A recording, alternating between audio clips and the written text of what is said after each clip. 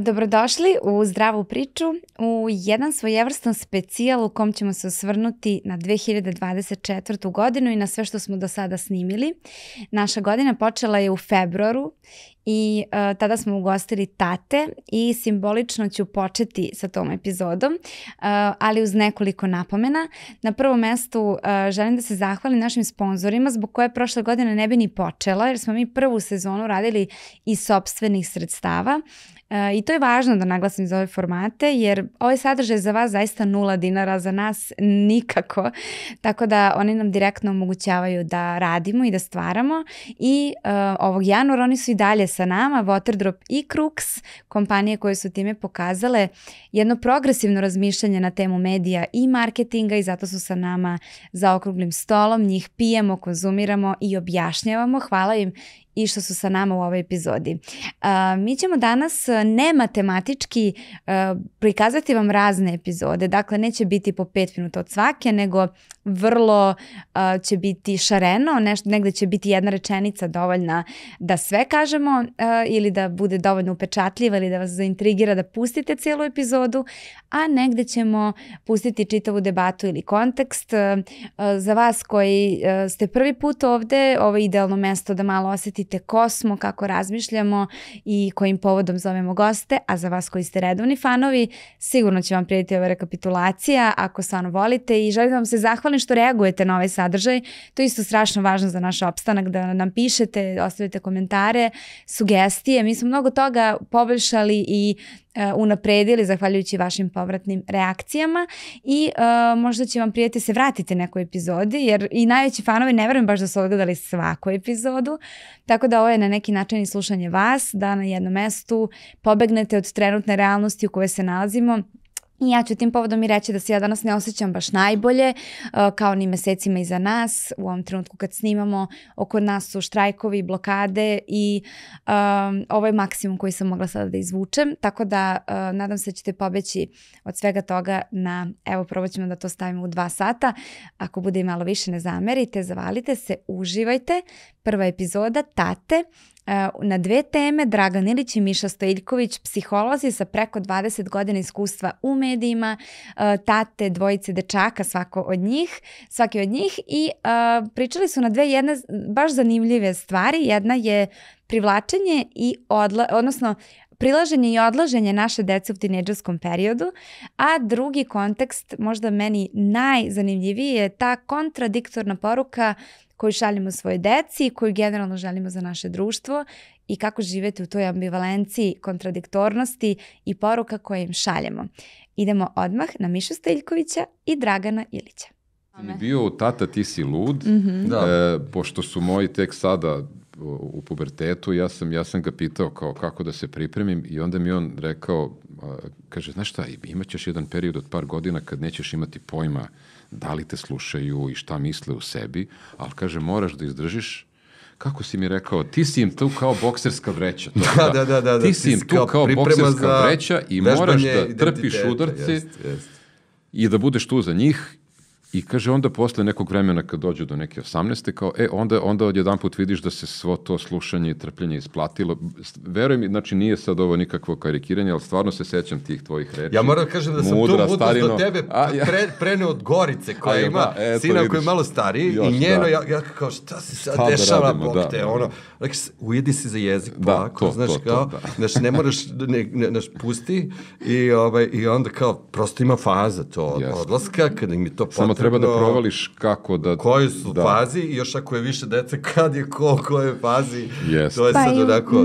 Ne propustiti taj moment kad se povežu pre tog puberteta, jer onda je problem ako nema sigurne vezanosti pre, a još se odmaknu prirodno zbog tog perioda. Znači, zato je taj prvi period jako važan. Zato je to emotivno vezivanje dece za roditelje jako važno i zato decu treba uzimati u ruke kad god im treba, ne treba slušati one stare, nemoj da ga navikavaš na ruke, razmazit ćeš ga. Mislim da to baš nema mnogo smisla.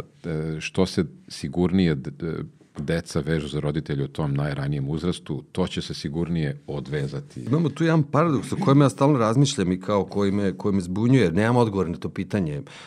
To kad govorimo o savremenom društvu i danas u svetu i kod nas. Mislim, nema tu baš neke velike razlike, slična situacija širom sveta, pogotovo ovoj naših, kažem, ovoj zlatnoj milijardi, ovoj kao zapadnoj hemisferi, da. Mi što imamo pitku vodu i struju i tako i školu. S jedne strane, mi gajimo decu, što mislim da je jako važno, da oni postanu osveštene jedinke, pojedinci, individue i da oni budu svesni i da se razviju kao jedinka, kritična prema svetu, s druge strane, ali s druge strane, ako se razvije taj onaj ekstremni individualizam, onda će on biti srećan ako se on snašao, ako njega ljudi gladni. Znači, istovremeno, ti moraš da kod njih razvijaš i kao empatiju i kao neku vrstu solidarnosti ka drugim ljudima i da ne možeš da budeš srećan u nesrećnom okruženju. I ti u stvari detetu ovako površno gledano šalješ vrlo kontroverznu poruku. Ti moraš da se razviješ takav kakav hoćeš i da budeš najbolja verzija sebe, ali ne smiješ da gledaš samo sebe, nego moraš da gledaš i ljude oko sebe i da imaš i razumevanje za njih i empatiju za njih, a da nisi u fazonu tranzicione, kako kažem, uspeha, ja se snašao. Znači, to je kao to je ona situacija s kojom smo se sreli još od vrtića, kao vrati mu kad te udari. Znaš, onda su deca govorila šta da mu vratim, ništa mi nije dao. Znaš, to je da mi stalno moramo u stvari da razvijamo kod dece ta dva osjećanja, a ona vrlo često deluju kontradiktorno. Teško za oba nositi u sebi. I da dete razume da je okej da si ti u tom vrtiću neki koji najbolje peva, ali loše crta, da si ti taj recimo, ali da možeš, nema veze što loše crtaš i tvoj crtež je dobar na način na koji ga ti crtaš i nema loši dobar, nego je tvoj. A s druge strane, vi ste grupa i taj od vrtića. I sad ti moraš da kod njega dete razvije tu socijalnu koheziju, da osjeća pripadnost nekoj grupi, nekom društvu, da radiš neke stvari zato što je to javno dobro. Mi neke stvari moramo da naučimo da radimo zato što da bi bilo dobro i ljudima oko nas, a ne samo nama. Znaš, tako da zeznuto je i jedina rečenica koju sam tad setio, mislim, nekako shvatio da pokušam da prepoznam sam prababu Joku, živjela 90 kusur godina, živjela 2 balkanska i 2 svetska rata, nešto se smuvala s nekim hajdukom, pa posle s mojim pradedom i on je stalno njoj to kao zamerao, ali ona mu je udarila kontru zato što je sačuvala taj neki sanduk koji je poklonio, taj njen prvi frajer, ali ona je stalno imala molitvu uveče i govorila je, mislim, mi smo to onako gledali kod deca, ona se molila Bogu i govorila kao, Bože, pomozi svima to, a na kraju ne zaboravi i mene. I to, kad smo bili mali, slušali smo, nismo baš najbolje kapirali šta Joka govori, Joka naš matora, pa to, ali to je da ti kao želiš dobro i drugima, a onda i sebi. A s druge strane, mislim, ako je dobro ljudima oko tebe, i ti ćeš tu imati podršku i ljubav i razumevanje i ti želiš ljudima dobro.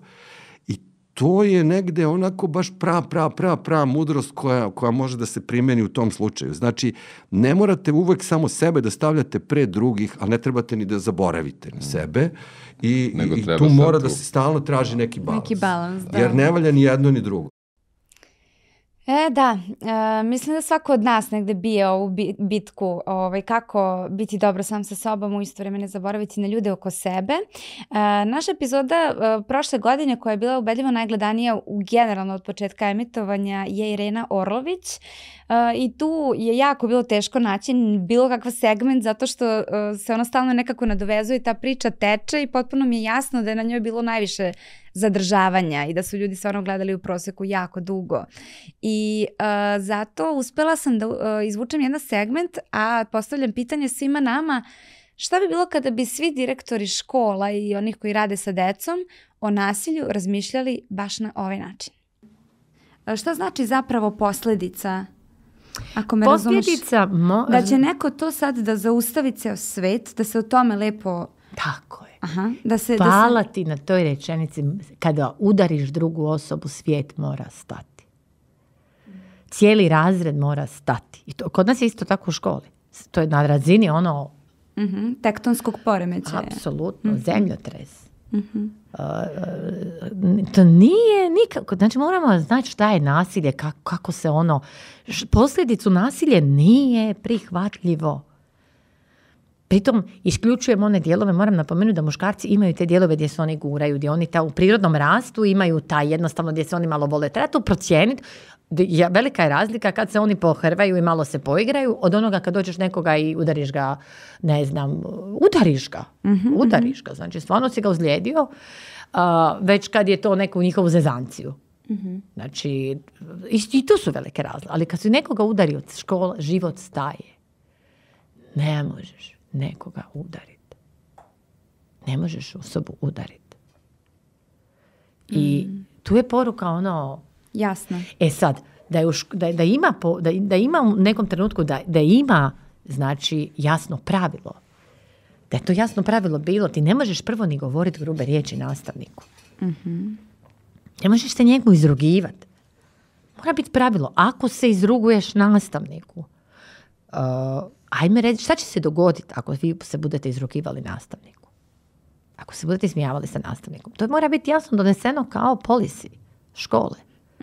A to nekad ostane samo slovo na papiru, o tome se ne govori. Nema nikog hrabrosti da se suoči s tim. Jer će doći roditelji, jer nema tih, mi to komuniciramo prije svakom upisu djece u školu.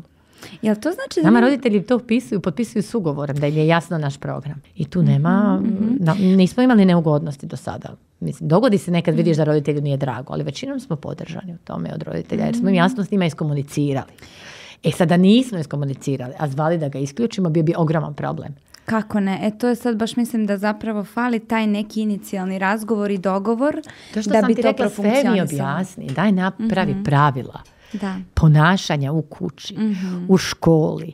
Djeca moraju imati od nas striktna, jasna pravila koja su kako se ponašamo kako se jedni prema drugima ponašamo, kako jedni druge. Stalno moramo pričati o tim ponašajnim nekakvim, osvijestiti im šta je to dobro, šta je loše i kako zapravo reagiramo. Kako reagiraju kad se osjećaju loše. Naučiti šta možeš napraviti kad osjećaš da imaš potrebu nekog udariti. Ima tamo kauč, ima na njemu jastuk, uzmi jastuk, udari jastuk. Imaš bicikl osobni, idi provozaj bicikl, izađi vani, prošetaj. Ako ti je taj došao reptil, učimo ih odmah o tome kad samoregulacije. Znači postoji i šta umjesto toga? Apsolutno, šta umjesto toga? Šta kad dođe taj nagon? Kakav je to nagon? Provjeri šta te to tjera da radiš tako lošu stvar. Da, ovo je velika tema i čini mi se da žao mi što se povampiruje s vremena na vreme i dalje postaje naš mainstream, a to je kako smanjiti nasilje, gdje ono zapravo počinje. I sada se nastavljam dalje ovim školskim putem, dolazimo do epizode sa Nenadom Guglom.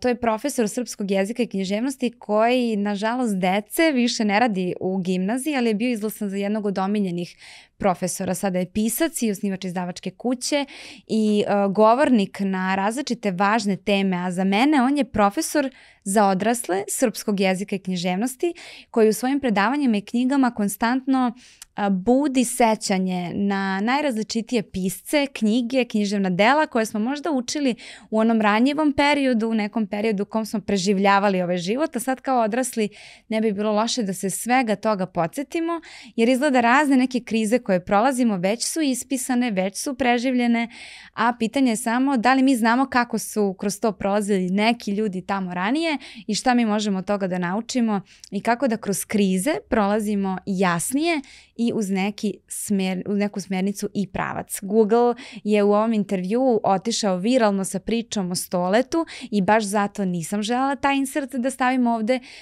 zato što imam osjećaj da su ga svi vidjeli. Ako nisu, trknite na naše društvene mreže, vidjet ćete pinovan post sa tim 3 milionskim pregledima, a sada priča o tome kako se iščupati iz krizne situacije. Bilo je 70 pitanja. Ja sam naučio 68. Samo 2 pitanja nisam naučio. Zašto? Bio jedno pitanje Dante. Ja kažem, kakav to nije filozof. Ja kažem, kao Dante nije filozof. Da. Ja to ne... A nisam pročitao, a lektira je Dante. Ja u srednjoj školi nisam pročitao tu lektiru. Vidite koliko rupa sam. Ja sad ispovedam se ovdje.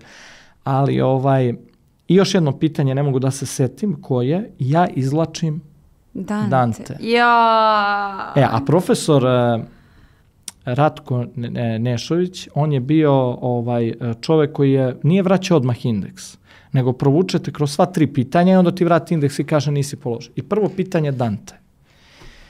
Ja sve što znam o Danteu, znači jedinu informaciju koju ja o njemu imam da je Italijan i da je napisao božanstvenu komediju koja se sastoji od raja, pakla i čistilišta. To znam ja. Ništa više. Ja sam sad Dantea predavao, imali smo pakao, znam i krugove, ali tad nisam znao. I sad on pita Dante, ja kažem, Dante je bio jedan ključan, kao krenem ja nešto da mrsim, ali on shvati da ja nemam pojma. Kaže on, čekajte kolega, recite mi, Aristotel gde je bio, raju, paklu ili čistilištu? A to je pitanje tako smešno, to prosto, ja kažem, filozof, znači Aristotel je bio sigurno u raju, ja kažem u raju. Kažem, ne, svi pre Hrista, nekršteni, bili su u limbu ili u paklu. Pa onda, gde se nalazi u kom krugu? Ja ne znam ni koliko krugova tad ima, znači bukvalno ništa ne znam. Sad, šta se događa? Recimo čovek koji dođe u takvu situaciju, a mi često dolazimo u životne situacije na koje nemamo odgovor. Znači ja sam došao na ispit, ja nemam odgovor na pitanje. Nemam. Imam 2 mogućnosti. Da dam sebi slobodu da se i dalje borim i da odgovaram, ili da spustim glavu i da padnem ispit. Ja nikada u životu nisam birao ovu drugu opciju. Nikada. To znači da sebi dajem slobodu da i po cenu toga da ispadnem smešan, da padnem u nečim očima, nebitno je, ali je jednostavno i prosto rečeno borba uvek bila moj izbor i evo sad pokušavam da prenesem poruku da je to jedina ispravna stvar. Ja sam u suštinski spremio taj ispit, ali nisam znao jedno pitanje i mi vrlo često smo spremni za životne krize. Možda nismo za tu jednu koja nas je pogodila, ali to ne znači da smo nespremni. I uglavnom on kaže pređite na drugo pitanje, što znači da sam ja pao. Ovo će samo malo da proćaskamo i da mi vrati indeks. Ja kažem, profesore, vi meni ne date da odgovaram, stalno me prekidate. Znači, aktiviram nepristajanje. I on kaže, sjećam se, pio kafu, prekrese, ajde da čujem šta ćete da mi kažete. I ja kažem, iskoristim jednu informaciju koju imam. Kažem, pre svega, Dante je napisao božanstvenu komediju koja se sastoji od raja, pakla i čistilišta. A ideja čistilišta je bila jedan od razloga što su se podelile crkve i prebacujem na srednjovekovnu filozofiju, na pitanje koje postoji. Gde dominiram. Da, to sve znam i kažem, ne slažem se s vama što se tiče predavanjem da ste rekli to i to, on šta, ja ga uvučem u razgovor. Ja 45 minuta odgovaram, a Dantea više ne pominjem. Jer ja kad sam pročitao u osnovnoj školi priču Aska i Vuk, meni je ta strategija prema životu bila, jasno mi je bilo. Znači, Aska je ovca, jagnje, koja je kao išla na balet, godinu dana. Bila je živog duha i sad, znam da znaju mnogi, ali kratko, ona odlazi u šumu, šuma joj se sviđa, trava je zelenija, bukve lepše mirišu, malo dublje, ona zabrazdi duboko u šumu, ode od svog stada i u jednom trenutku, kaže Andrić, kao ona zavesa u pozorištu, lepi prizor nestaje, ispred nje je vuk užagrenih očiju, iskeženih zuba, koji čeka da je prekolje. Ta Aska, to smo mi. I taj vuk, to je problem, to je krizna situacija. Da ne kažem izazov, kažu problem je sve jedno, kako god rekli, to je ono što će da nas pojede. Šta se događa? Umesto da odmah skoči da je zakolje, on napravi jedan krug oko nje. To je bitna poruka. Nama krize uvek daju vremena.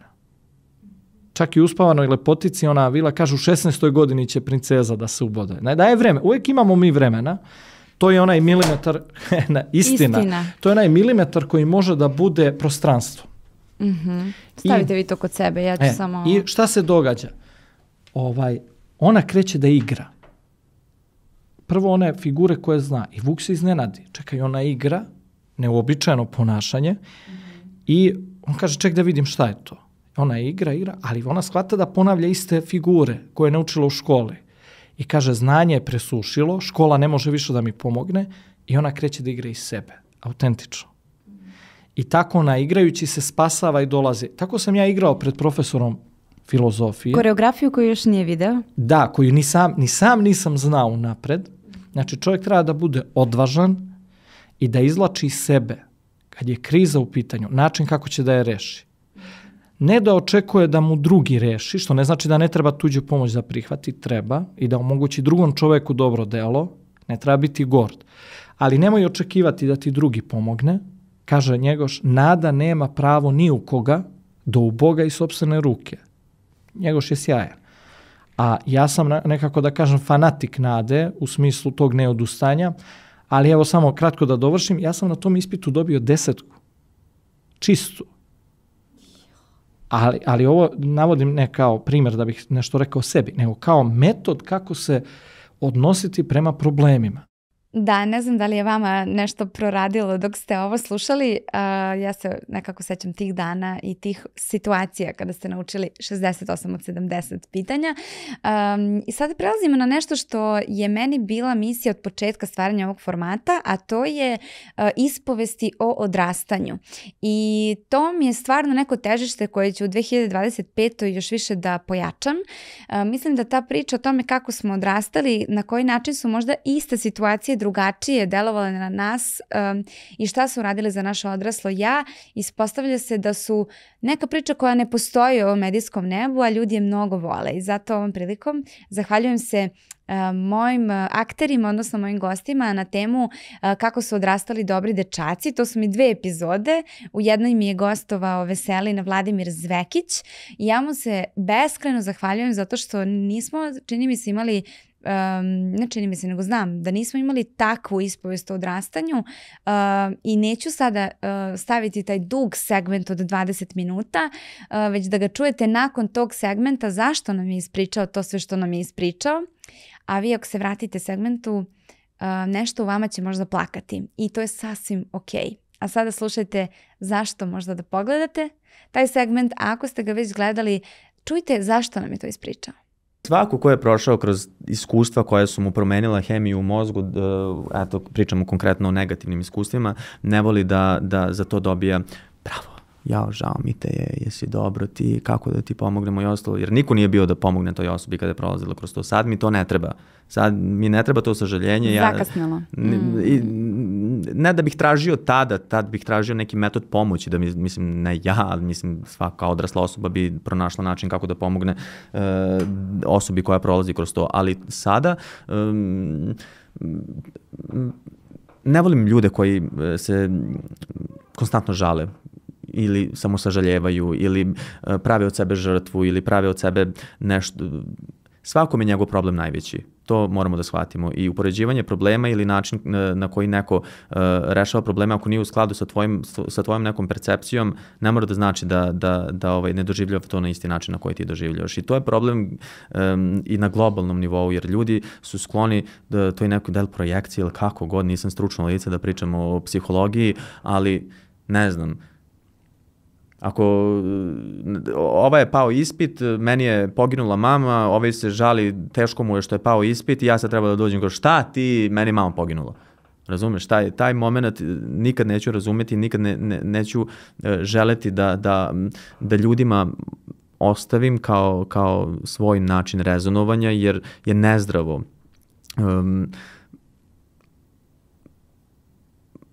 Možda ne sažaljenje, ali uvažavanje ili nije ni razumevanje, ali eto neki tip razumevanja i uvažavanja da ne znam, meni je to ostavilo određene traume gde ja ne mogu da funkcionišem normalno, poput, ne znam, imam disleksiju, imam ne znam, bojim se, ne znam, raka, imam te neke dečije boljke, što bi rekli, pa mi je potrebno samo da neko, i ti si toga svesna, kada razgovaraš sa nekim vidiš koje traume pričaju iz njega, znaš, i onda bar taj neki nivo razumevanja da postoji kod ljudi, da se ne upoređujemo boli, da ne upoređujemo iskustva, već i tuge, nego da bar se trudimo da doprinesemo kako god toj osobi odgovaralo. A možda isto ta reč, meni je lepa reč razumevanje, iako razumem... Ali ne može da razumeš. Apsolutno. Zato sam možda mi je na umu nešto kao viđenost. Vidi me takvog kakav sam. Da. Prihvati me, ili možda prihvatanje. Prihvatanje možda. Ili možda prihvatanje onako neka spuštanje koplja, ili kao prosto... Zato što, znaš, kad ti neko tako ispriča, postoji jedna grupa ljudi, veruj mi. Izvini što te prekidam, ovo je jako bitno sad što ću reći, jer stvara se kontraefekat. Ljudi kada ispričaju ovakve priče ili neka traumatične događaje, ljudi su šta pričaš, se žališ, ti sad eto loše ti, a onda kao ja neću da me ljudi sažaljevaju, pa onda ispadam kontradiktoran. To nije slučaj. Ove priče koje ja pričam ovde, dugo mi je trebalo vremena i hrabrosti da ja sakupim, da idem javno s ovim, jer nažalost postoji toliko ljudi koji prolaze kroz isto ili slično, da nemaju kome da se obrate, ne znaju kako da se postave, ne znaju gde, za koju slamku da se uhvate, gde pomoć da potraže, pa možda i ovaj razgovor bude ta prekretnica koja će reći, možda da uradim nešto po tom pitanju, možda i postoji bolje sutra, možda i postoji svetlost na kraju tunela, i to je jedini razlog zašto ja idem javno s ovim pričama, jeste to da pomognem ljudima koji su prošli isto ili slično, jer znam koliko je jebeno i namerno sam opsovao. Neka, ako negde možeš i treba, to je ovde. I evo nas nazad na žutom kauču. Namerno ću ovo da govorim za ljude koji slušaju audio. Dakle, možda vama koji samo gledate će to biti višak, ali važno je da nekima koji samo slušaju objasnim da se vraćamo u ovaj studio na kauču gde sada sumiramo ove epizode. Veseline, hvala ti još jednom. Na njega nastavlja se još jedan dečak, Milan Inić, koji je krajem prošle godine napunio 15 godina svog medijskog stvaranja za mlade, najpopularniji influencer sa najdužim trajanjem, a da spada u kako da kažem, u onu grupu medijskih radnika i influencera koji čine nešto dobro za nas, koji su dobar primer omladini, koji u isto vrijeme govore tom pop kulturom i tim jezikom zapravo pop kulture i usmeravaju nas na mnogo važne segmente kroz koje samo prolazimo dok odrastamo. Ja sam ta generacija milenijalaca koja je odrastala uz njega i on je i dalje aktuelan i deca ga i dalje obožavaju i zato slušajte jedan segment o tome šta ako nam nešto iz pop kulture uz koju smo odrastali danas više nije tako prijatna i da li je to dobra vest? Ja sam te sreće da sam odrastao u sestru uz 3 kume i sjajne ovako prijateljice, da jednostavno sam video, mislim, najnormalnije sam okruženje imao, da smo se svi tretirali jednako i onako god sam video da to nije slučaj, samo je bilo kao zašto je to ovako, i pogotovo kad sam vidio u pop kulturi šta se to tretira nekim humorom, kako se ta situacija nejednakosti tretira u komediji. I tipa kako se muškarac degradira tako što ga staviš u ulogu žene. I sve to što nama kao treba da je smiješno. Gledamo evo i sitcom serije gde imamo onaj smeh, u sitcom serijima kao što su Prijatelji, Puna kuća i to, kad imate onaj smeh publike. I tačno tu vidim, znači oni su stvarno ovo napisali kao vic i publika se smeje i navodite to da ti je smiješno.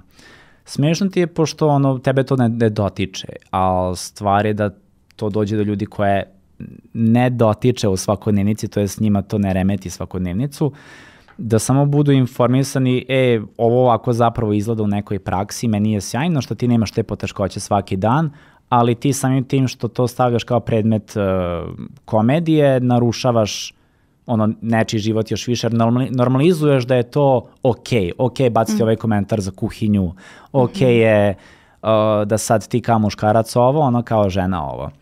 Jedan od najgorih videa na našem kanalu, a namjerno neću da obrišem, nego nek stoji to, je zapravo prvi video koji smo snimili sa Leni, a to je u 2 dela, 5 stvari koje mrzim kod muškaraca, 5 stvari koje mrzim kod devojaka.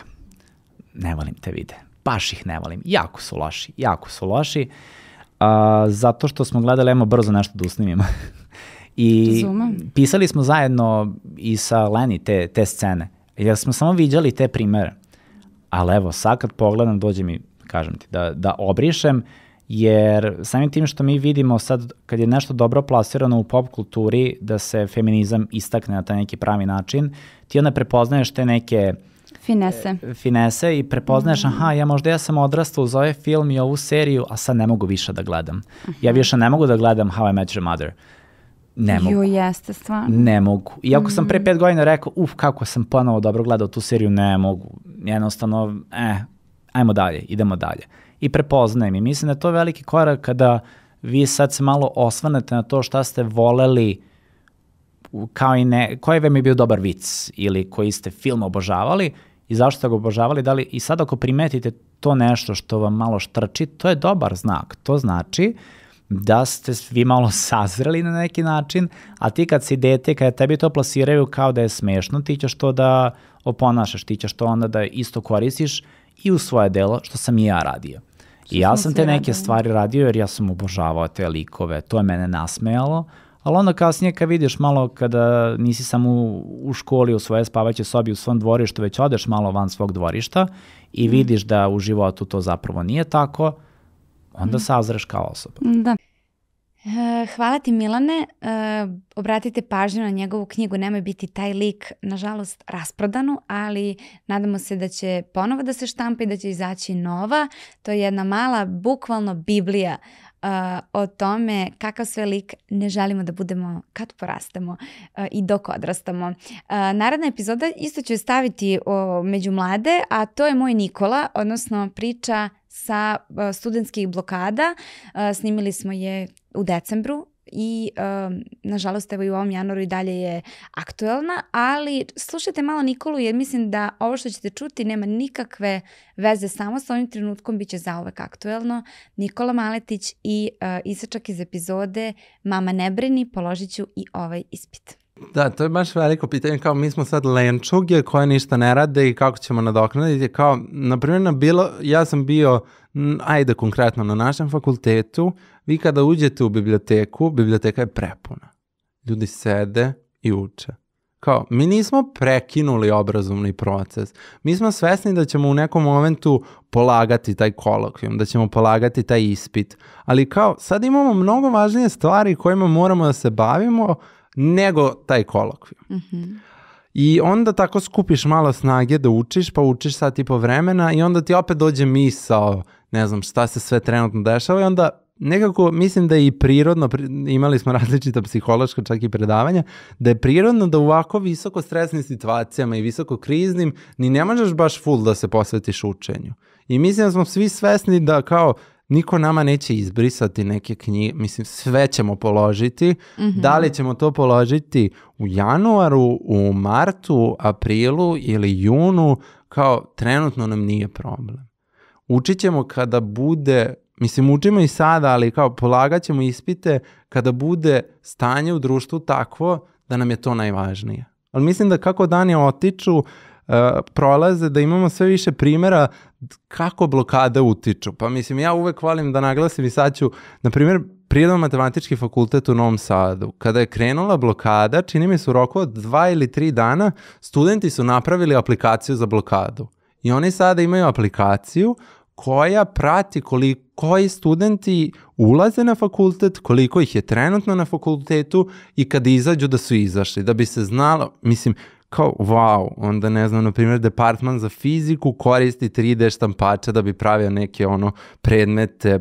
Stvarno, svaki fakultet je pronašao nešto što radi i mislim da je i dobra stvar što su većinom profesori podržali, pa tako i na fakultetima imamo profesore, ne znam, to je sad situacija, na primjer, kod nas, kao profesori dođu na fakultet, takva je odluka kod nas na plenumu, da oni mogu da uđu na fakultet, ali ne drže predavanja i onda oni tako siđu s nama, pa ne znam, pričamo o nekim temama, dođe profesor koji, ne znam, se bavi baš demokratijom, pa nam priča i taj neki odnos koji se stvara i ta neka zajednica svih studenata. Mislim da su se i studenti svih fakulteta nekako povezali i da smo shvatili da i mi sa političkih nauka imamo veze i sa veterinarskim fakultetom i sa medicinskim i sa, ne znam, pedagoškim i da nekako smo svi umreženi i da jedino ako svi odlučimo da ćemo nešto promenimo, ćemo zapravo promeniti.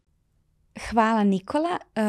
Sljedeća je Sara Kuburić, na Instagramu poznatija kao Millennial Therapist i egzistencijalna psihoterapeutkinja. Njena priča o tome ko smo mi kao milenijalci, dakle generacija rođena između 82. i 96. godine, otprilike, i jedna vrlo nepopularna priča koja se tiče našeg podcasta izuzetno. Ja sam jako zahvalna što je otvorila tu priču vrlo jasno, iako sam mislila će možda htjeti da isečemo ovaj segment.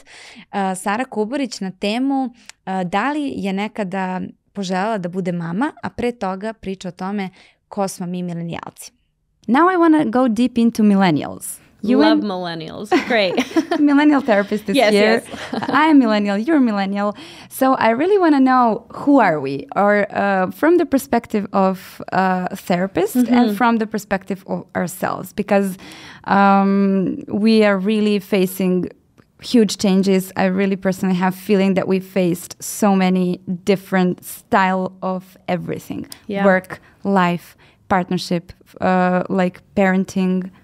So it's very burden, I can say, from the one point. Also, we have boomers as our parents, which is also a huge conflict. Yes. And at the same time, we have Gen Zs coming towards to us, like gonna change the world again. Again, I know. So like we're really generation that didn't grow up with the phones, and then now luckily they're like grafted into our hands. Yes. So what can you say from the both perspectives? Okay, as a millennial, I think we have revolutionized how the world works. We said, okay, here is the script we've been given by our parents, how we should be married, what jobs we should have, how much money we should make, and we're just going to throw it away and we're going to just make up our own rules. We're going to work from Bali. We're going to have a million jobs. We're going to work for ourselves. We're not we're going to do social media. We introduced so much opportunity to the world, and we changed the name of the game. And then we didn't know how to play it. Right? Because that's what happened. We were like, let's develop social media. Awesome. Let's lean into working on the internet. Awesome. Let's start not getting married. Let's start... New parenting style. Let's start doing all these things.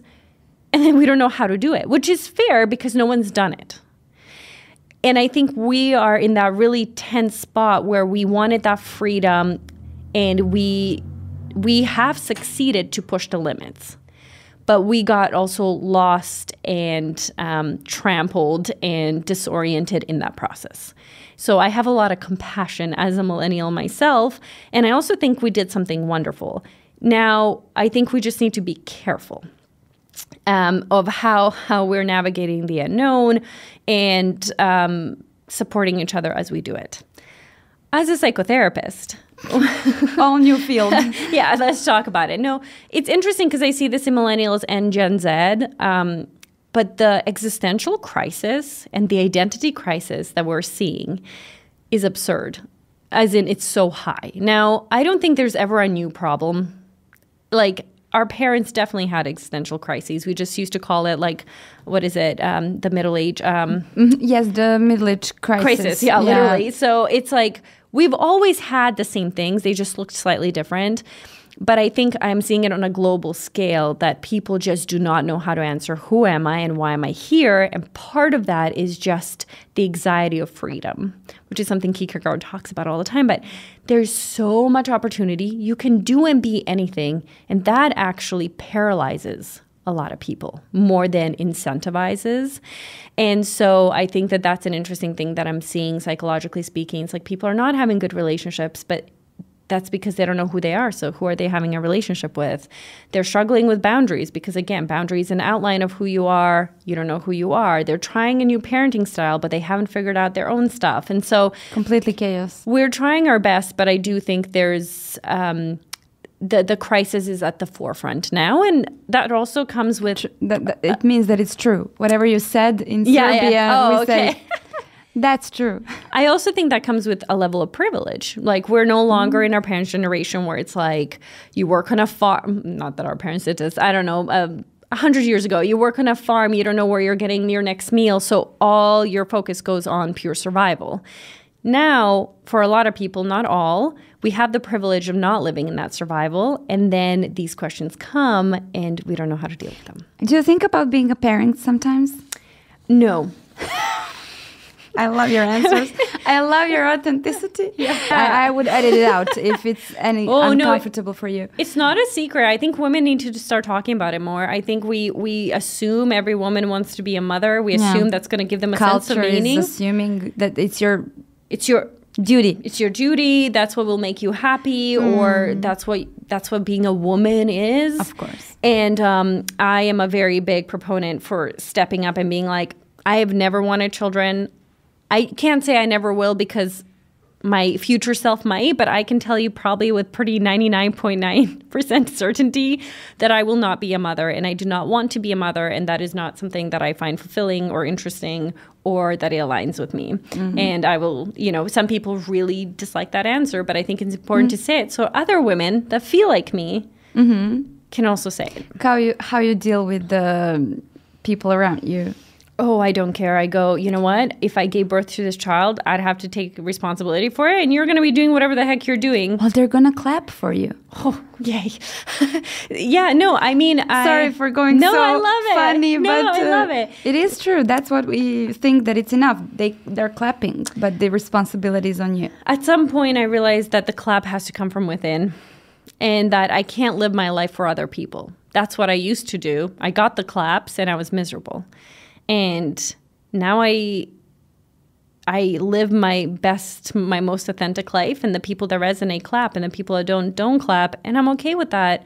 I don't want my life to be molded by strangers. Da, imali smo jednu epizodu, zvala se Proslava prosvete, uradili smo je simbolično u septembru, a sada mi se čini kao strašno važna epizoda i zapravo voljela bih da nikad ne prođe period u kom ćemo pričati o prosveti i da je se ne setimo samo kad je kriza, nego da zauvek ne zaboravimo koliko su nam važni i koliko su čuvari vatre i koliko od njih svašta nešto počinje, a na prvom mestu da se mediji njima bave ne samo kad je nešto u problemu. Hvala mojoj drugarici Sonji, glumici i profesorki iz Lazine gimnazije, koju pozdravljam ovim putem i koja se prva obraća odmah posle nje, i sa njom u ovom segmentu Marija Vujanović, učiteljica, sada učiteljica 3. razreda, dok smo pričali bila je u drugoj školi, predavala je prvacima, i sve to posmatra stručnim okom Ana Mirković, psihološkinja koja je nakon ove epizode i doktorirala. Mi je čestitamo i hvala vam svima na doprinosu na ovu temu proslava prosvete. Ono što ja imam kao prednost, a radi se o svemu tome ovde sada dok pričamo, to je da nisam u učionici. Znaš, ja mislim da je škola kao takva, kao ovakva kakvu mi poznajemo, prilično prevaziđena. I oni ne veruju u školu na taj način na koji mi mislimo nekako. Pritom ja mislim da ima mnogo tu ljudi u prosveti koji sve to ovo znaju. Znači, niko mi sad nećemo otkriti toplu vodu. Ali ja imam privilegiju da sam u pozorišnoj sali. Zašto to kažem? Zato što par puta je bilo nešto je zauzeta sala, pa će ili neko koristi drugi predmet, pa ću ja biti... Ja znam, to je i dalje ona katedra. Znaš, pa ono ima dva ona sanduka. Znači, između tebe i mene sa ta dva sanduka. Pa to teško, ne može se pomeri. Pa iza mene bela tabla, pa neki papir, pa onda Njegoš Dositej, Vuk Karadžić, Sveti Sava. I sada ti mali čoveče, ja sam ovde za oltarom, i za mene su drugi autorite, i sad ti kako ti da kažeš Pitagorinu teoremu? Pa ne mogu. Pa još između tebe i mene ima 15 stolova, pa što se ne uzmemo pancire, pa idemo da... Znaš, uopšte taj koncept tih klupa, razumem ja da je potreban red, mislim, i disciplina, i ne mislim ja da, ali ne vidim, mislim, fizički kad bismo nekako sve to sklonili, bili u nekakvim prostorima samo... Sedeli u krugu, to je odlično. Da ne gledamo jedni drugima u leđa, deca. Ali recimo ja sam to u jednoj generaciji radila i to je sjajno, ali je, mislim, baš iziskuje vreme, napor da ja svaki put tako, jeste. Pogotovo što su oni u prvom razredu mali, čak i drugi, to moram da radim ja i onda to baš bude teško. U smislu da razmontiraš te stolice. Jeste, zato što ne odgovara nastavniku sa kojim delim učionicu.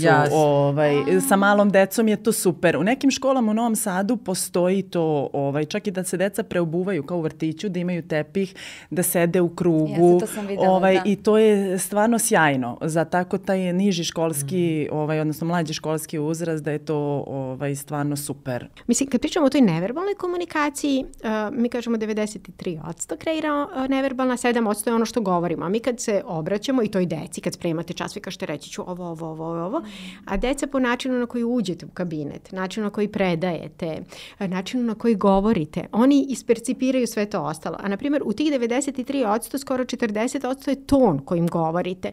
I meni je to stvarno mnogo važno. Ja sam, na primjer, čak i apelujem na te roditelje s kojima razgovaram, vrlo često oni kažu pa nisam znao da moje dete trpi nasilje ili nisam znao da mom detetu nije dobro. Ja ne znam, mislim, tu moramo mi od sebi da nekako zadamo zadatak da to prosto znamo, a to znači onda da slušamo tu decu, jer ja sam dovoljno matora, zovem mamu i ona kad kaže halo, ja znam kakav je bio dan i kako je spavala i dalje nešto boli i kako je s tatom i dalje je neko nasikirao i ne zato što sam ja sad prepametna pa ja to znam, samo zato što stvarno slušam u tom, da li kaže halo ili kaže halo. Dakle, toliko je lako. Sve znam. I mnogo je, da, je li tako? Da. To je taj ton. Dakle, kad dete uđe, kaže pa neće tinejdžer da razgovara sa mnom. Ali vidite, on kad uđe u prostoriju, kad uđe u učionicu, mi vidimo kako nosi ranac, kako se kreće, kako je pao, kako je... Znači, i u odnosu na taj ton, mi bojimo naš ton. Jer mi smo postali mnogo restriktivno i osuđujuće društvo. I stalno, zašto to tako? Nemoj to, nije to... Pa, kako da kažem, detinjstvo je stvarno mnogo kompleksno, nikada im nije bilo teže i s tim u skladu ni prosvetnim radnicima ni prosveti nije lako, a roditeljima isto jako teško. A i ako mi nemamo sluha jedni za druge, da se nađemo, pa mislim ne moramo mi da budemo, ja nemam pojma psihoterapiju, nisam psihoterapeutka, vrlo često me ljudi pitaju, ali zagrljaj, dodir ruke, kao sedi tamo, lezi ako ti je loše, to je ceo jedan univerzum. To dete će se toga sećati do 100. godine. Želim svima da toliko žive. Da, želim ja svima nama da toliko živimo i da imamo ovakve dame u svom okruženju. A sad prelazimo na jednu priču koja je humor zapravo. Jedna od mojih omiljenih spisateljica koja me iz tog nekog roditeljskog mraka u koji svi upadnemo vadila tim svojim stranicama knjige pišući o onome o čemu mi ne želimo da pričamo, a to je da nam je nekada, a zapravo vrlo često, teško, posebno u prvim danima roditeljstva, koliko to sebi želimo ili ne želimo da priznamo i koliko nam je možda baš knjiga ovakvog tipa uradila mnogo za mentalno zdravlje, bukvalno hiljade i hiljade žena. Jelica Greganović je u sledećem isečku, možda je poznatija starijim generacijama koje je spašavala, a sada želim da uđe sa istim tim sadržajem među milenijalce i mlađe generacije, jer priča jednim jezikom koji je toliko pitak i važan. Googlajte Jelicu, pratite Jelicu, a sad je poslušajte na par minuta.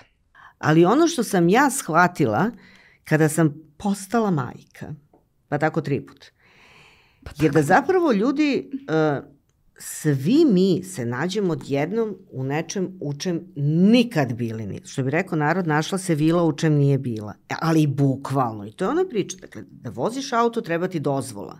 Za sve ti treba neka dozvola. Ama za sve. Samo ti dete ovako daju, ćao, zbogom, idi, uživaj.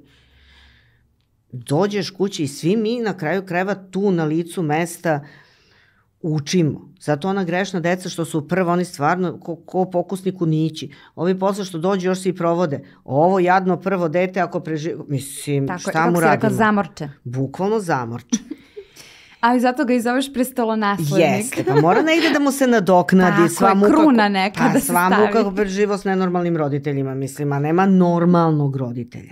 Sad, stvari u tome što ljudi ne samo u ovoj disciplini roditeljskoj, u bilo kojoj drugoj ne žele da priznaju da nešto ne znaju, da im nešto ne ide, da im nešto ne ide dobro, da se nečega boje, da su se negde obrukali.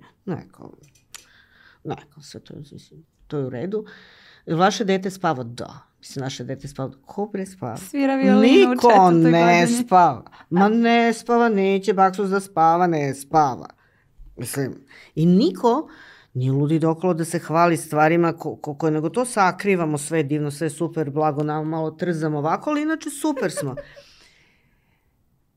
Ova knjiga i ova druga knjiga i moje priče generalno su priča o onome o čemu roditelji ne žele da pričaju. I to je ono gde su se oni našli, pa im je laknulo jer su shvatili da nisu sami.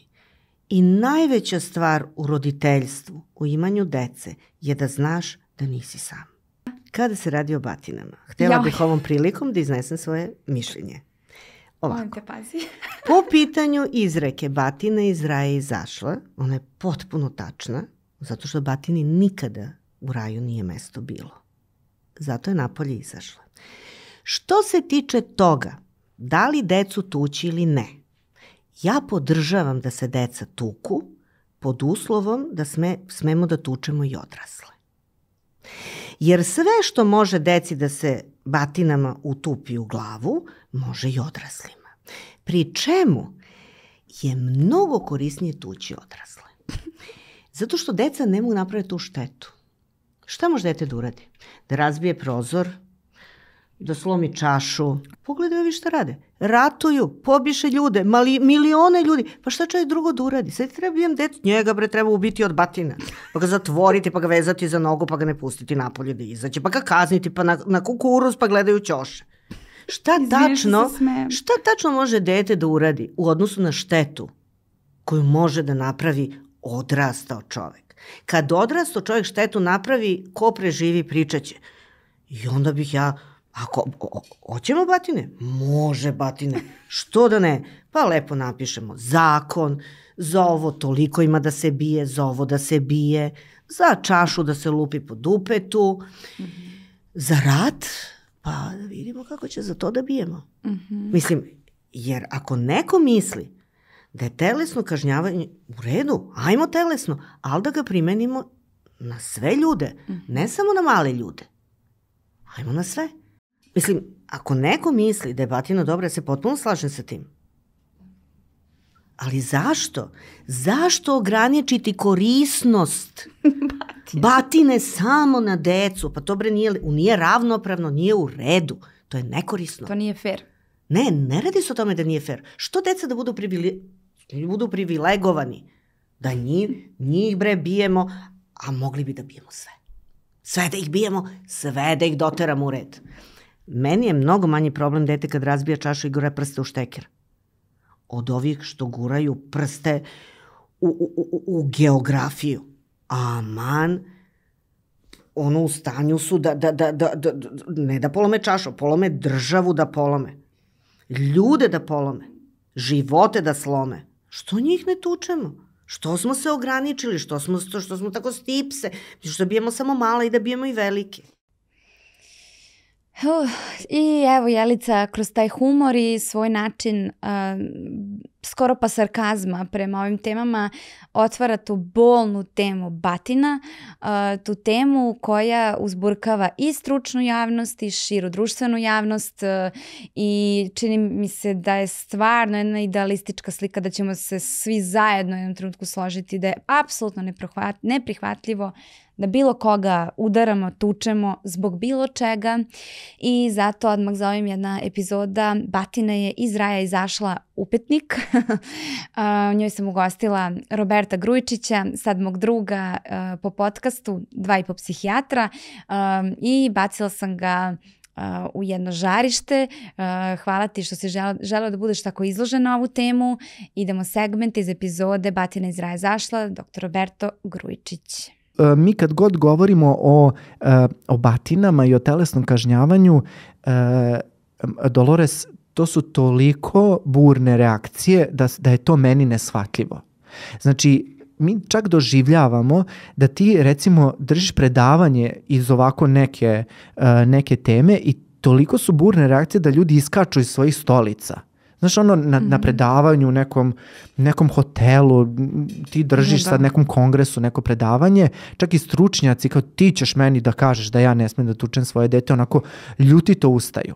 Šta se krije iza tog besa? To je meni uvek intrigantno jer radim kao psihijatar pa se uvek pitam šta je iza nečijeg ponašanja.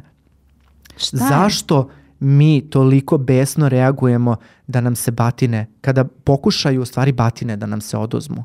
Šta je to? I onda u stvari dođeš do zaključka da ne ostaje ništa. Batine su posljednji vid odbrane roditelja od detetovog lošeg ponašanja. Ako toga nema, mi ostajemo bez tog, što kažu Amerikanci, last resort.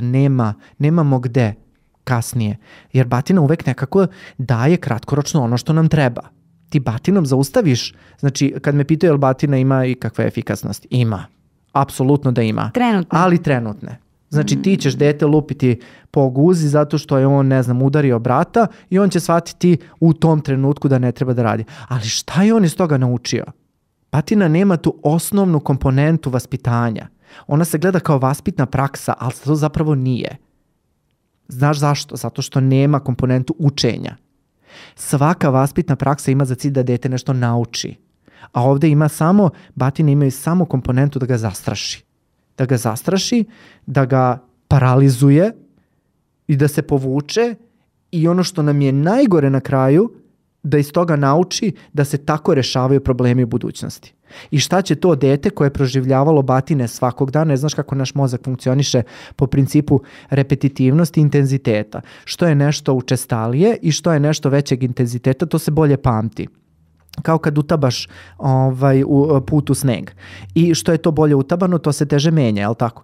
I ti sada kada imaš dete koje je svakodnevno izloženo batinama, šta misliš kako će ono da rešava konflikt u vrtiću ili u školi ili u partnerskom odnosu? Kada ga, recimo, nju ili njega partner ili partnerka iznervira. Kako će? Pa naučio jedino, šamarom. Ne znam da si gledala onaj jedan video klip koji je izašao pre jedno možda godinu dana kada su intervjuisali decu u nekoj školi. Ja sad ne sjećam tačno gde je to bilo.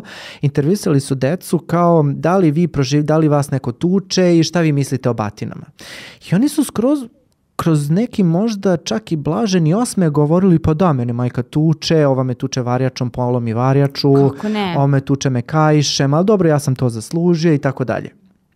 I onda to pustiš... To je onaj neki beta snimak, nešto onako... Neki crno-beli, retro, da. To je izašlo u jednom momentu, da, i znaš koliko sam pitanja dobio na tu temu.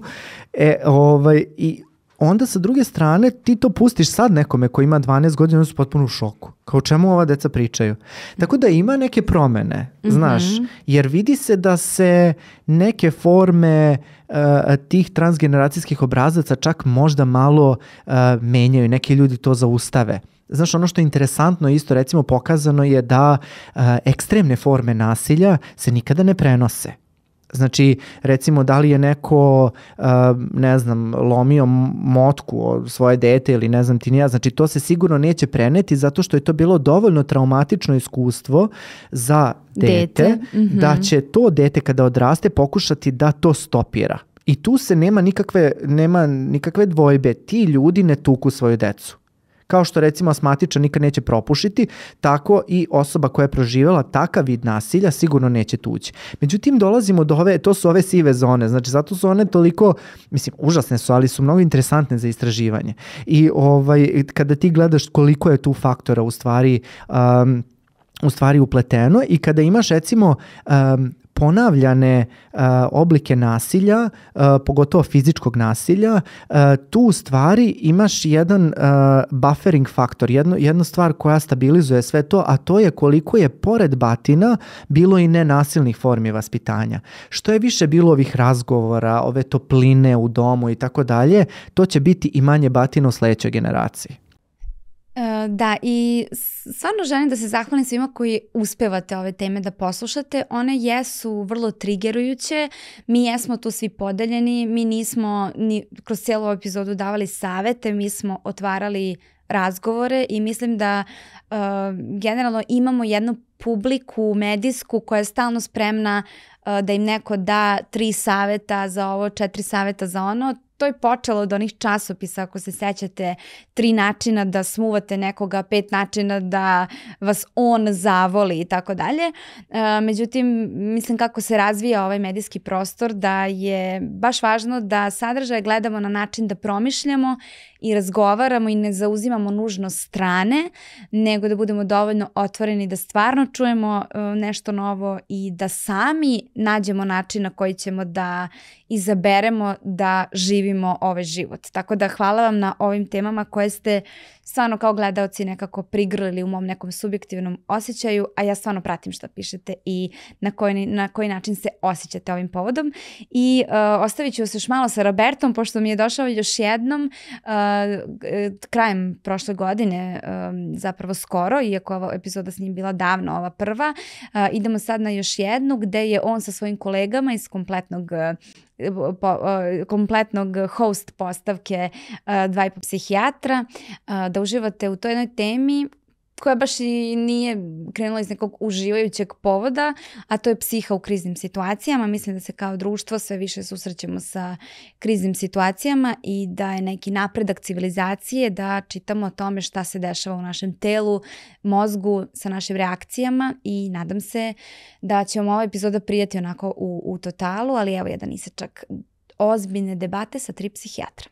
To me asociralo sada koliko je važno telo i koliko je važan taj zagrljaj i sve, jer jako interesantno jedno istraživanje pokazalo da recimo majka koja je pod stresom, kada drži dete u naručju, stresna reakcija deteta će biti veća nego kada sedi pored te iste majke.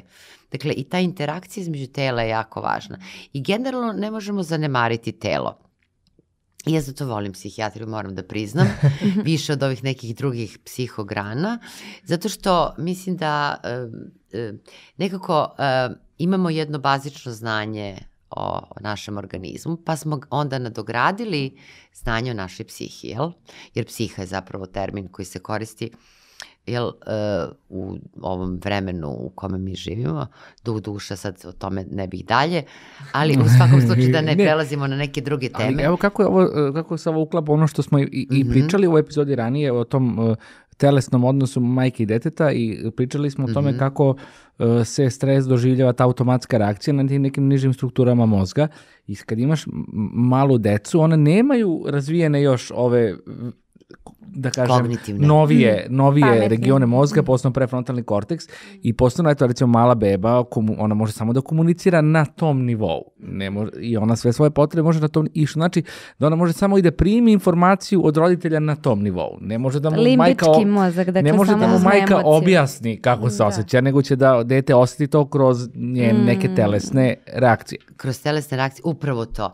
I nekako to je ono što postoji sada i nama su gostima bile naše kolege koji su malo pričali o filozofiji, o psihijatriji i o tom nekom novom enaktivističkom pokretu, u stvari koji ide čak dalje, jer mi govorimo u stvari da je naš otelovljen, znači naš nije odvojen od našeg tela, naprotiv, znači sve informacije iz našeg tela i tekako doprinose našem doživljaju i sebe i našem psihičkom funkcionisanju, a onda se ide korak dalje, ali tako, to je interakcija sa sredinom.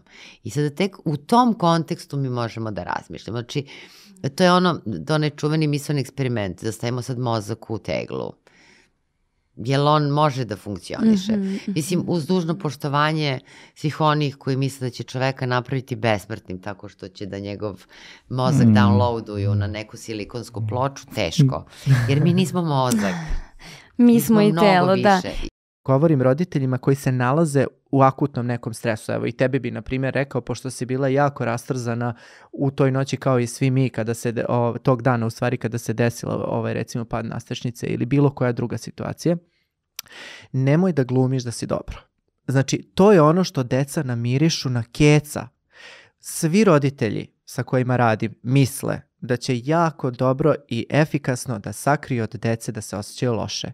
Nema šanse. Pitaj bilo koje dete kako ti se majka osjećala onog dana kad se to i to desilo. Znaće do detalja da ti ispriča sve. Bila je tužna, bila je besna, pokušavala od mene da sakrije, ali ja sam znala da ona nešto nije u redu. Ja sam taj dan pokušala da raspremim sto, pokušala sam da raspremim krevet, da udovoljim nešto da bi se recimo mama osjećala bolje tog dana. I ono što su i posle istraživanja nažalost pokazala jeste da kad roditelji kriju svoje emocije, onda deca smatraju prosto po modelu učenja da je to način prevazilaženja situacije, da bi možda oni trebalo isto u tim situacijama, jer smatraju da možda mama sigurno sakriva emocije da bi me zaštitila, što ja to ne bih uradila kad sam ja pod stresom.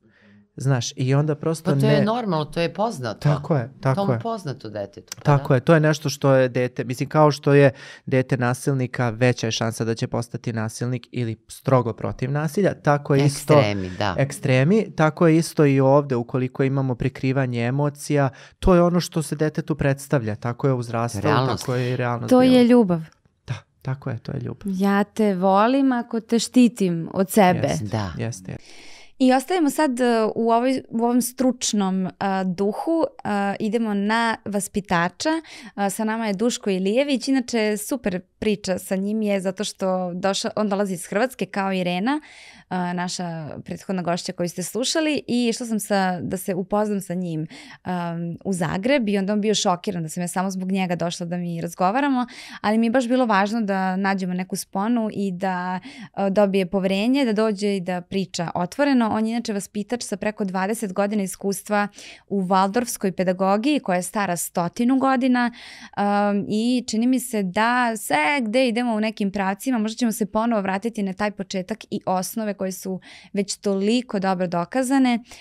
Duško nam u ovom isečku donosi priču, odnosno epizoda se zvala Oda vaspitačima, a ovde slušate priču o tome šta kad se desi krizna situacija u vrtiću i šta ako bismo svi pokušali da razumemo šta je Duško hteo da nam kaže, kako se obraćati deci oko sebe koja prosto nešto namerno ili slučajno pogreše.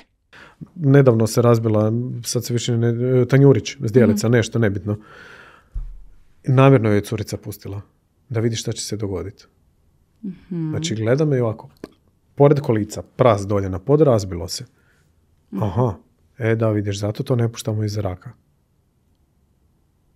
Na mojoj posturi vidiš da mi nije drago.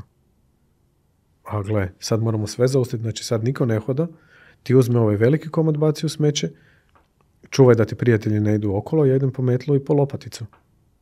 I skupit ćemo to. Zajedno. Naravno da ćeš kao odrasla osoba procijeniti šta je oštro i šta dijete smije primiti u ruku, šta ne smije primiti u ruku. Ako je baš oštro, gle, primi tu za ovaj dio da se ne porežeš. Tim riječima, niš više od toga.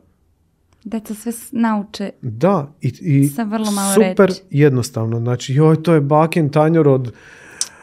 To smo dobili iz Austrije. Kako je to već onako, znaš, nema, razbilo se, šta si dala taj vrijedni tanjur djetetu da nosi. Točno.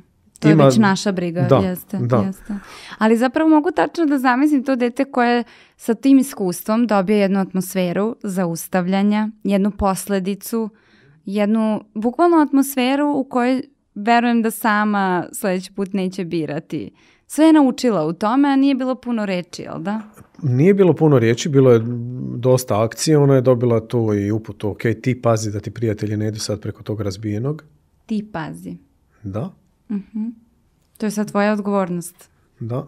Mislim, to je poruka. Mislim, da. Ovi su naravno svi drugi bili smrznuti. Razbilo se i šta sad. Znaš, ali to je tipa ista stvar povjerenja da li ćeš nešto dopustiti ili nećeš dopustiti. Vrlo često iz našeg straha i do te situacije nemoj. Jer se bojim šta se može dogoditi. Kazna ide isto iz tog straha. Jer ja ne znam regulirati svoju emociju, ne znam regulirati svoje ponašanje, pa onda flipnem, uđe mi nešto u glavu i onda napravim nekakvu totalnu glupost prema djetetu. Nadam se ne fizičku. Ima roditelja koji najnormalnije prokomentiraju, ne, pa dobio. Bar 2-3 puta tjedno. Ali zašto? Da. A time ćeš dobiti, prva stvar što ćeš dobiti, da te se dijete boji. Jel želiš biti neko kog se tvoje dijete boji? Ne. Želiš imati neko ko će čuvati da prijatelji ne idu po staklu razbijenom. Ja sam mogao urlikat na to dijete do preksutra. I prouzročiti to da kad prolazim pored nje i normalno kako mašeš rukama dok hodaš, da dijete radi ovo. A toga ima. Ti prođeš po dvorištu i dijete se trzne. Znaš ti kolike stvari može odgajatelj koji ima otvorene oči i uši prepoznat u pol sata boravka na poslu. Da. Ovo je tako divan primjer što si dao, sve sam nekako vidjela. Znaš, ko je doručkao ujutro, kog su obukli, ko se oblačio, ko je hodo, ko nije hodo, ko je žedan, ko je gladan, ko je bio na WC-u, ko nije bio na WC-u. Ko je gledao crtiće u autu. Sve vidim. Znači sve, ne samo ja, nisam ja tu vidoviti Milan. Nego taj što je posvećen. Mm-hmm. Da. Jer ako je tebe u interesu preživjeti taj dan što ugodnije, onda ćeš obraćati pažnju na te stvari. I da, dogodit će se nezgoda. Neko će past, neko će strgat nogu, strgat ruku. To se dogodi. Hvala Bogu, 20 godina, 20 i nešto se dogodilo 2 puta. Ali se dogodilo. I to ne znači da mi koji smo bili oko tog djeteta da nismo pazili da je ne znam šta bilo. To se dogodi. Život. I onda odraslo je reagirati odraslo. Promišljeno. Ne kao 4-godišnjak, nego kao osoba koja ima 10 puta više godina. I sad idemo na 2 epizode sa kliničkim psiholozima, ali nemojte mi ići, sad to delo je pre onako ozbiljno. Njih 2 su bile fantastične, jasne, jednostavne na velike teme.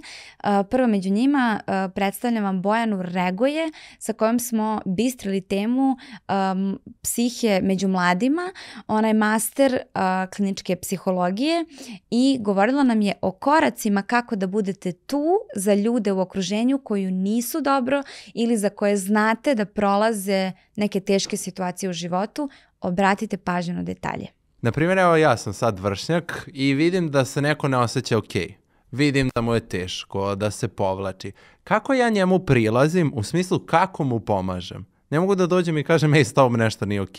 Kako izgleda taj pristup, da kažemo, ako su sve to za šta se on zakačio zakazalo, nije uspeo se obrati treneru, ja vidim to s polja, kako mu ja prilazim? A to je opet, hvala ti što si na to vratio, ali čitava ideja ovih obuka jeste kao tih nekih 5 koraka koji će onako ostati kao početna ta slova upamtljivo od Brave, znači budi tu i primeti.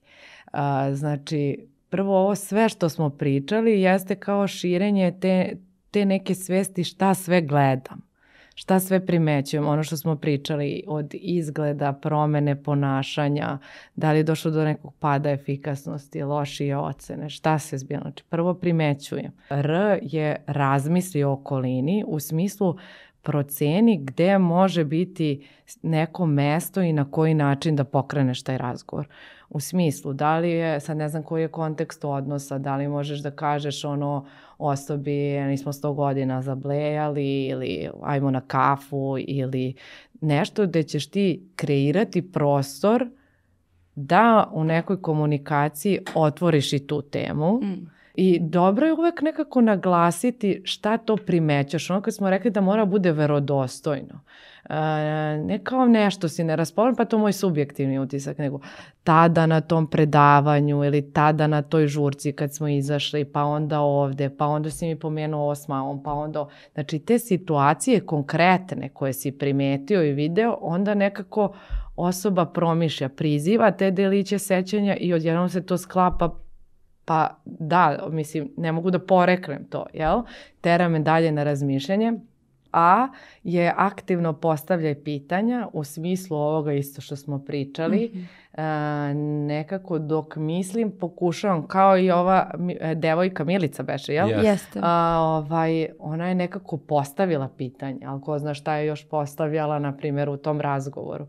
Naravno, ne mislim odmah uletanje, anksiozno sa 1001 potpitanjem, ali u smislu da ne ulaziš u razgovor sa tim, da odmah podeliš neko svoje iskustvo, znam tako i meni, jer to možda je jedva dočekala ta osoba da si primetio i da je dobila neki prostor i to možda, ne znamo kakva je osoba, možda će da je da je stavi tačku, jer inače joj nije lako da priča. I sad ako se odmah preokrenula tema, nekako možda će opet biti nevešta da traži taj prostor. V je vodi računa o osjećanjima. Vodi računa o osjećanjima je opet, mislim, pokrili smo sve, ali dobro i sumiranje jer smo otvorili i zatvorili sa ovim koracima, jer je to sve opet o čemu smo pričali. Vodi računa o osjećanjima je ta vrsta empatije koja podrazumeva ne moram ja da se saosećam i u smislu da osjećam isto što i ti da bi te razumeo. To je nekad isto pogrešno, da ja sad moram da preuzmem deo tvojih osjećanja i da se osjećam isto kao ti, inače ja nisam empatičan, ne, ali da ja mislim o tebi, šta bi ti prijelo, šta ti je važno, da nekako biram te reči i da pokušavam, ja ne znam možda kako ti, ali ja pokušavam, to je ovo ulaženje ulogu o kome pričamo, ja mentalno, emotivno, bukvalno i sedeći čak isto kao ti, ja pokušavam da zamislim kako se ti osjećaš. U tom smislu vođenje računa baš o toj osobi, o njenim osjećanjima. Na kraju, efekat tvojih reči je važan, to je ono što smo pričali da nekako ne zaboravimo koliko u tom trenutku kada je vrlo osjetljivo i krizno, koliko nam neki obični, za nas naizgled obični gestovi kojima mi ne dajemo vrednost toj osobi znače. Da nekako ne pomislimo, da ne prilazimo i ne pokrećemo te razgovore zato što šta ja imam tu da kažem, nekako da obezvređujemo svoj neki uticaj ili kao neću samo da se osjeti još lošije ili šta ako sam pogrešio u proceni pa onda kao bude glupa situacija. Znači sve te stvari nekako treba malo se podsjetiti kad je osjetljiva tema da je to da sam primetio iznad svega toga i da će to toj osobi koja je u tom trenutku osjetljiva mnogo značiti. Da, i obratite pažnju, meni je bio jako koristan taj deo kada ona naglašava koliko je važno da ne ulećemo sa sopstvenim iskustvima u toj akciji da budemo tu za druge u nekom njihovom kriznom momentu, a onda je isto naglasila koliko je zapravo prirodno, ne treba da krivimo sebe kad neko nam nešto ispriča, ona kaže jao tako sam i ja, odnosno mi kažemo, da je to automatska reakcija koja je isto vrlo empatična, deluje empatično kao saosećam, ali zapravo ne moramo da saosećamo, nego je poenta da zaista u pravom smislu budemo tu, da saslušamo i da pustimo da to bude spotlight njihov. Mislim sad, verovatno osjetite da ja nekako imam oko sebe ljude koji nisu dobro i uvek nekako sam imala tu ishitrenu reakciju, ja potpuno te razumem, tako sam i ja, a zapravo koliko to može biti povređujuće i koliko može biti propuštena prilika da čovjek nastavi da se otvara. Posle ovoga idemo na još jednu kliničku psihološkinju. Sa nama je Danijela Ostojić. Fantastična epizoda, sad sve epizode su kao moja deca, ali stvarno došla nam je psihološkinja iz Bijeljine. Ja ne znam za psihološkinju koja je na nekako društvenim mrežama se baš toliko potrudila da taj jezik kliničke psihologije svede na nešto jako pitko i jedna slatka tema, pre nego što smo uronile u mnogo ozbiljne teme, je kako se ophodimo prema deci u situacijama kad oni kreću da se zaljubljuju i da imaju neke priče o simpatijama i koliko zapravo možda samo prolazimo pored toga, ali ne prolazimo pored matematike.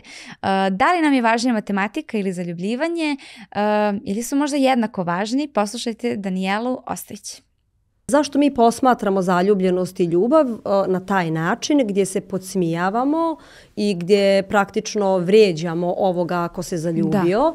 Zato što je naš način odgoja i društvo u kome živimo i dolazimo jedno tradicionalno društvo koje je prekriveno sramotom. Dakle, sramota je da se priča o takvim stvarima, jer to ukazuje na nešto što je zabranjeno, manje vrijedno, slabo, kako god.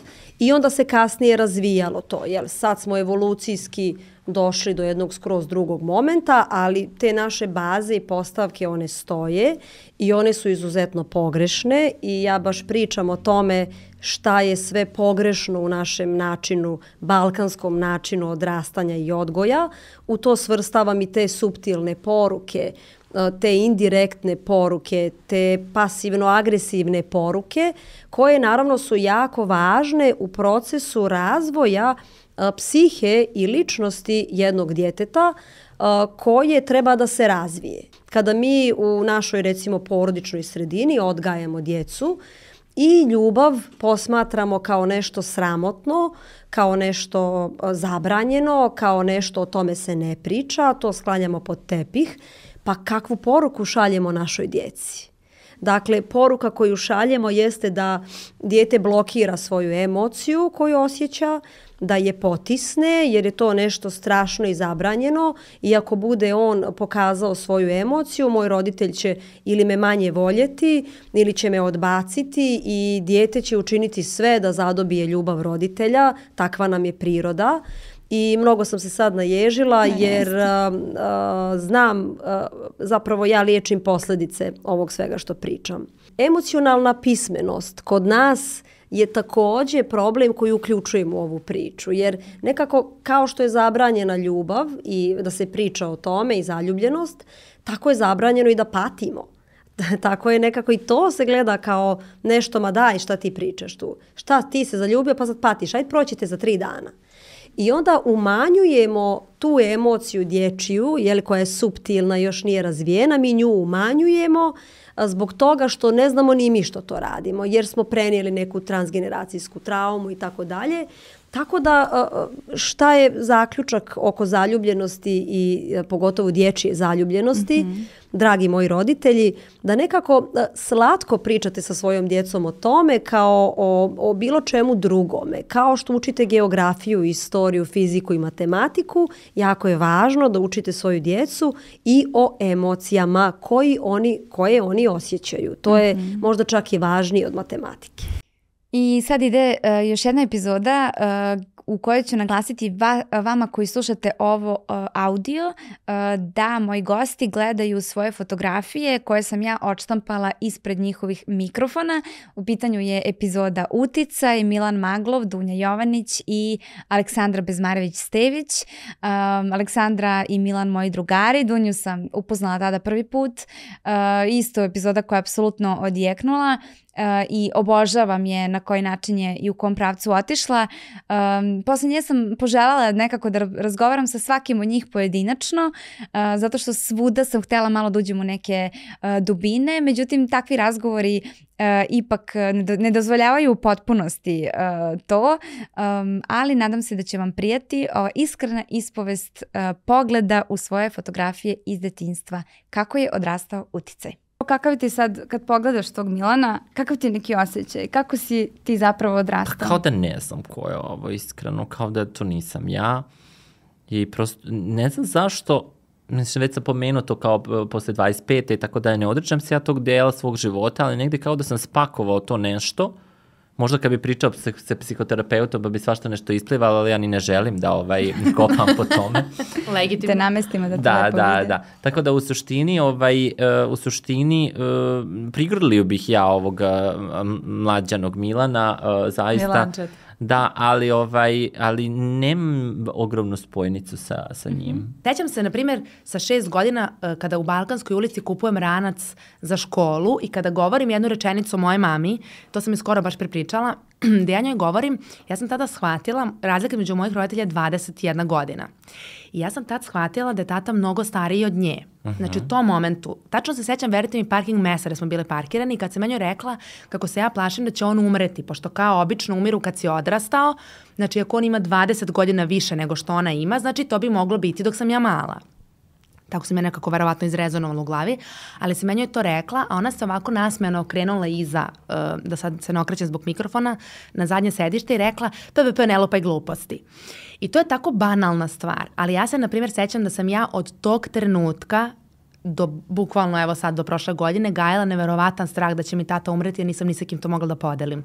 I na primjer, takvih se nekih sekvenci sećam iz života i na primjer to mi dosta pomogne danas da razumem svoju decu. Ne u svakom trenutku, nekad nemam živce, da ih razumem, ali stvarno mi pomogne da mogu da zamislim. Sećam se, na primjer, kad sam bila mala, koliko je meni značilo kad mama ide negde i onda me pita hoćeš da obučem ovo ili ovo i ja kažem, na primjer, opcija broj 1 i ona u tome izađe. Meni je to bilo ceo svet i meni se to desilo pre neki dan, da Manja za neku konferenciju kaže ne, tu košulju, evo mogu ja da ti nađem, uzmi ovu i ja sam obukla bi duks da mi je dala. Otišla bi tako.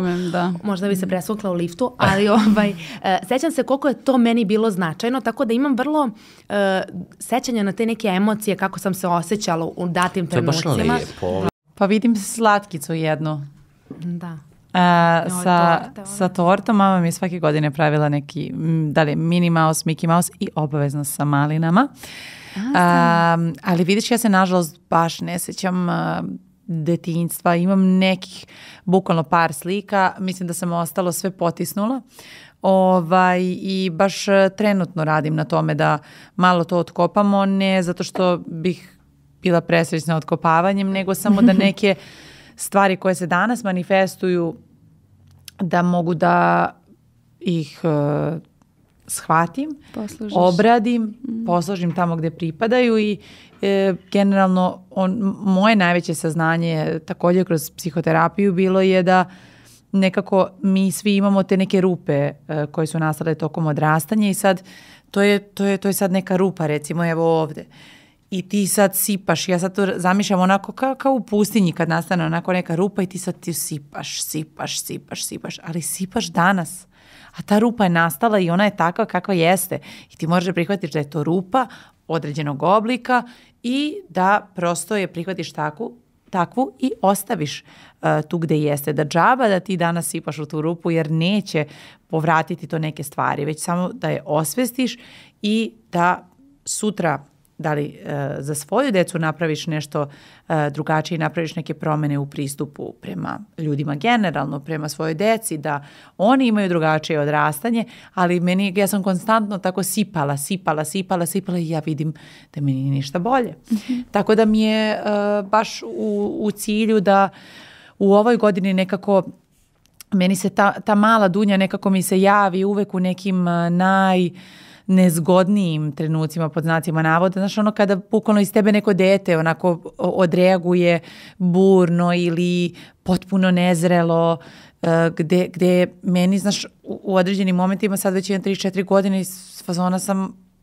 u ćuti mala Dunja, mislim da sad potrebna, a nekako ti ni ne osjećaš koliko neke tvoje potrebe emotivne, potrebe za pripadanjem nisu bile na pravi način, da kažem, da li obrađene, prihvaćene ili uslišene. Mm-hmm. I vrlo često mi to smeta kod mene danas. Volim kad mi je pun 100 u podcastu. I sad idemo na još jedan pun 100 na temu feminizma i molim vas sad nemojte svi da odete, odnosno mislim da statistički ovo je verovatno isto opet neka podeljena publika na one koji ovu temu apsolutno ne podnose, na one koji su veliki zagovornici ove teme, ali sudeći po reakcijama uspela sam nešto neutralno što nam je potrebno za dalji korak, a to je da svedemo feminizam na jednu priču o činjenicama, šta on tačno jeste, zbog čega ima neki negativan prizvuk, kakva je istorija feminizma i kakvi su trendovi u medijima koji prilično otežavaju u tom nekom pomeranju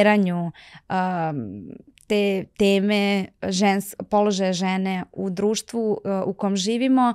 Jedna jako emotivna epizoda za mene sa mojim drugaricama, pre svega mojim drugaricom iz klupe Bojanom Kovačević, zatim Iva Parađanin-Lilić, podcast drugarica i Nina Pavićević sa portala, odnosno iz jedne medijske akcije Kritički.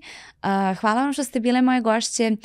Uživajte, otvorite i vratite se ovoj epizodi, a sad uživajte u jednoj debati na temu rodne ravnopravnosti i na temu toga šta feminizam jeste, a šta nije. Ali meni je mnogo važno kad mislim na feminizam da mislim i na tu neku klasnu notu i da mislim na različite žene, zato što se ispostavlja nekada to feminizam često polazi samo iz ja i da se tu završava kod nekih žena, a mislim da je totalno suprotna poenta, bar za mene. Dakle, da ako razmišljaš o načinima na koje si ti bila diskriminisana, o načinima svog oslobođenja, da u isto vreme moraš da razmišljaš i na koji način neka Romkinja živi danas ili žena koja je u nekoj drugoj poziciji od tvoje. Dakle, to preispitivanje privilegija i posmatranje drugih pozicija. Zapravo da, eto, to je isto. Sad ću Lepu Mlađenović da ga citiram 100 puta jer je bilo u podcastu pa sam zapisala sve njene rečenice. ali da čuješ tu neku drugu ženu na način koji ona čuje sebe i da je tako doživiš i razumeš. Mislim da je to mnogo važno da nam ta borba ne ostane u nekom ja domenu i ja sam se osvestila, ja sad neke stvari lociram, znam bolje da radim, da uočim i tako dalje, već da je to pre svega kolektivna jedna borba i preispitivanje i tuđih pozicija. Rodno senzitivan jezik, to ne smemo da preskočimo. Krećemo. Voljela bih da naglasim da on kao takav ne treba da nam se sviđa, on služi određenoj svrsi, njega naš jezik prosto do sada nije prepoznavao i moramo da sklonimo fokus toga kako nama zvuči psihologica. Jer stalno sam I samo da se dogovorimo da li psihološki nije psihologica, jer meni isto nikad nije jasno. Zato što ali rekli su da nije važno. Ne može? Ne može, rekli su da može zato što ide iz imenice, psiholog, a ne iz... Ja sam isto čula da ne može. Ne može psihološkinja. Psihološkinja ne može. Ja i dalje to govorim. Tako da mora da bude psihologica, advokatica i tako dalje. I jedna samo super... Samo sam kažem da na kraju to nije ni poenta i da pogrešite. Stvarno je bitno samo da se zna šta ta reč podrazume. Ali ja bravo, pustimo Ninu, Ajde, slušamo te. Ali ne, nego je samo da kažem, jedan stereotip je da se taj jezik, rodno senzitivni jezik nije ranije spominjao, jer postoji, ja mislim da je bio onaj ženski časopis prije 100 godina, ili tako neki časopis da su tu zapravo koristili ženska imena za zanimanja, tako da nije novi, nego stalno kad mi to je ono istorije obrisane i stalno kad krenemo nešto iz početka, to je kao novo. Ono što je meni jako zanimljivo je da ova tema meni uvijek izgledala kao laka tema i ovo ću lako. I kad se ja bavim ovime na profilu, to kao ne zahtijeva previše napora, previše istraživanja, tako nije teška tema, ja to objavim, ali znači, reakcija je uvijek ogromna. Zato ajde da je smirimo, zato što stvarno mislim da je važno da se ne bavimo time kako zvuči, da je to sad teško za postaviti, ljudi biraju. Ali mislim da je to zato što je ta tema lakmus papir za neke druge stavove, da ljudi imaju razmišljanja o nekim drugim, mnogo drugim problemima. Evo ih ove feminiskinje hoće da budu psihologice i da ne briju noge. Da podvučemo, mi dajemo vidljivost ženama time. Mi dajemo vidljivost ženama time. Granice našeg jezika su granice našeg sveta. Ako smo ih zarobili u advokat, psiholog što kaže ajde stavi reci advokatu da se potpiše advokatica. Nikad to nije doživeo. I uvek smo našli izvojevali neki naziv da ako je vaspitačica bila, znaš, ona uvek je dobio vaspitač, ali obrnuto. Ali meni se bore dva vuka uvek kad je ova tema u pitanju, a to je vučica. Pardon, hvala vam. U redu. Desi se i najbolje. Viš kako imamo da učimo. Da se istovremeno slažem da kao daje se vidljivost ženama, ali isto mislim da se nekako mistifikuje kao šta je ispod toga. Zašto? Odakle toliki otpor, znaš? I onda ako kažemo, na primjer, poljoprivrednica, top, ja ću koristiti taj izraz, ali kao niko se njima suštinski ne bavi, one opet sirote na kraju izvisile za prava koja se ne tiču toga da su vidljive u jeziku i samo u jeziku. Da, ali opet je prvi korak. Mislim, ne možemo da ga zaobiđemo jer se ne bavi. Ali ne zašto ga više ne prelazimo. Zašto se ta tema povampiruje na svakih. A mislim, ja imam isto teoriju da se to koristi da se zamaskiraju neke druge teme. I uvek kad je nešto u društvu jako važno, neko izbaci Sanu ili tu temu. Tako je. Jer zna da će ljudi svi otići tamo da to komentarišu. Treba se pecamo više. Da. Treba da budemo oprezni prema medijima i na način na koji ih konzumiramo, jer postoje takvi spinovi i strategije. Jednostavno, stvarno mi nije jasno da nismo napustili tu temu pre ne znam koliko godina. Da. Devojke, samo da kažem mojim gošćama koje ste upravo slušali, koje se nadam slušaju ovu epizodu ponovo, obećala ste mi da će mi doći ponovo, da ćete mi doći ponovo pošto ste morale da idete, tako da nije se desilo u 2024. Nadam se da će se desiti u 2025. Naš naredni intervju je ponovo jedna ispovest o odrastanju. Sa nama su Dejana Bačko i Marko Nežić. Dejana Bačko posebno za one koji sada vizuelno neće biti s nama nego samo auditivno. Dejana je devojka koja je rođena bez gornjih ekstremiteta i kao takva suočavala se sa raznim situacijama u našem društvu i kad nemate nikakvu fizičku anomaliju, prolazite kroz razne spoticanje i predrasude, možete tek zamisliti te priče. Oni su bili jako duhoviti. Dejana i Marku je imperativ da se držimo neke pozitivne atmosfere u razgovoru i ja sam se stvarno maksimalno trudila da im bude prijatno i mislim da se to i osjetilo. Tako da evo jedna zabavna priča o tome šta je najveći problem Marku u suživotu sa Dejanom? Neko bi rekao da se plaši onoga, ajde da se ne ponavljam, čućete moje pitanje. Uživajte u Dejani i Marku. Čula sam u jednom intervju da, znaš, neko bi rekao da bi se plašio možda da ona ostane sama zbog svega što ne može da uradi, ali ti se plašiš zbog svega što ona može da uradi. Kao što je, na primjer, da ti odeš na par sati, pomeriš pored na terasu. Ja dolazim kući, sad živjeli smo to u nekom podstanarskom stanu, kod železničke stanice, stari onako stan, ali kako bi rekao, ništa tu nije bilo sad kao neki namještaj po meri, nego je sve moglo da se... pomera. Da. I onda ona kao i svaki drugi umetnik, verovatno, jedne nedelje je prostor za slikanje tu, druge nedelje je prostor za slikanje tamo. Pa onda boja, ređanje boja. A ređanje boja, mislim da je slikala koliko ređa boje, da bi sad bila mnogo uspešnija. To je više vremena ređenje boja nego slikanje. Nijanse, od svetla ka tamne.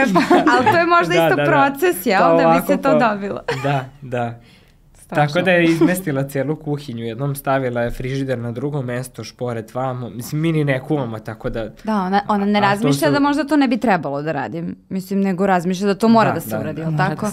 Normalno. Komode isto neće neke tako čekati stavi, da se vrate s treninga, pa da. Stavi komode jednu na drugu, pa, znaš. Ali to mi je super kao primjer kada onda kaže nešto, ja ne mogu i to, a ja kažem onaj frižider da pomeri, to si mogla, znaš.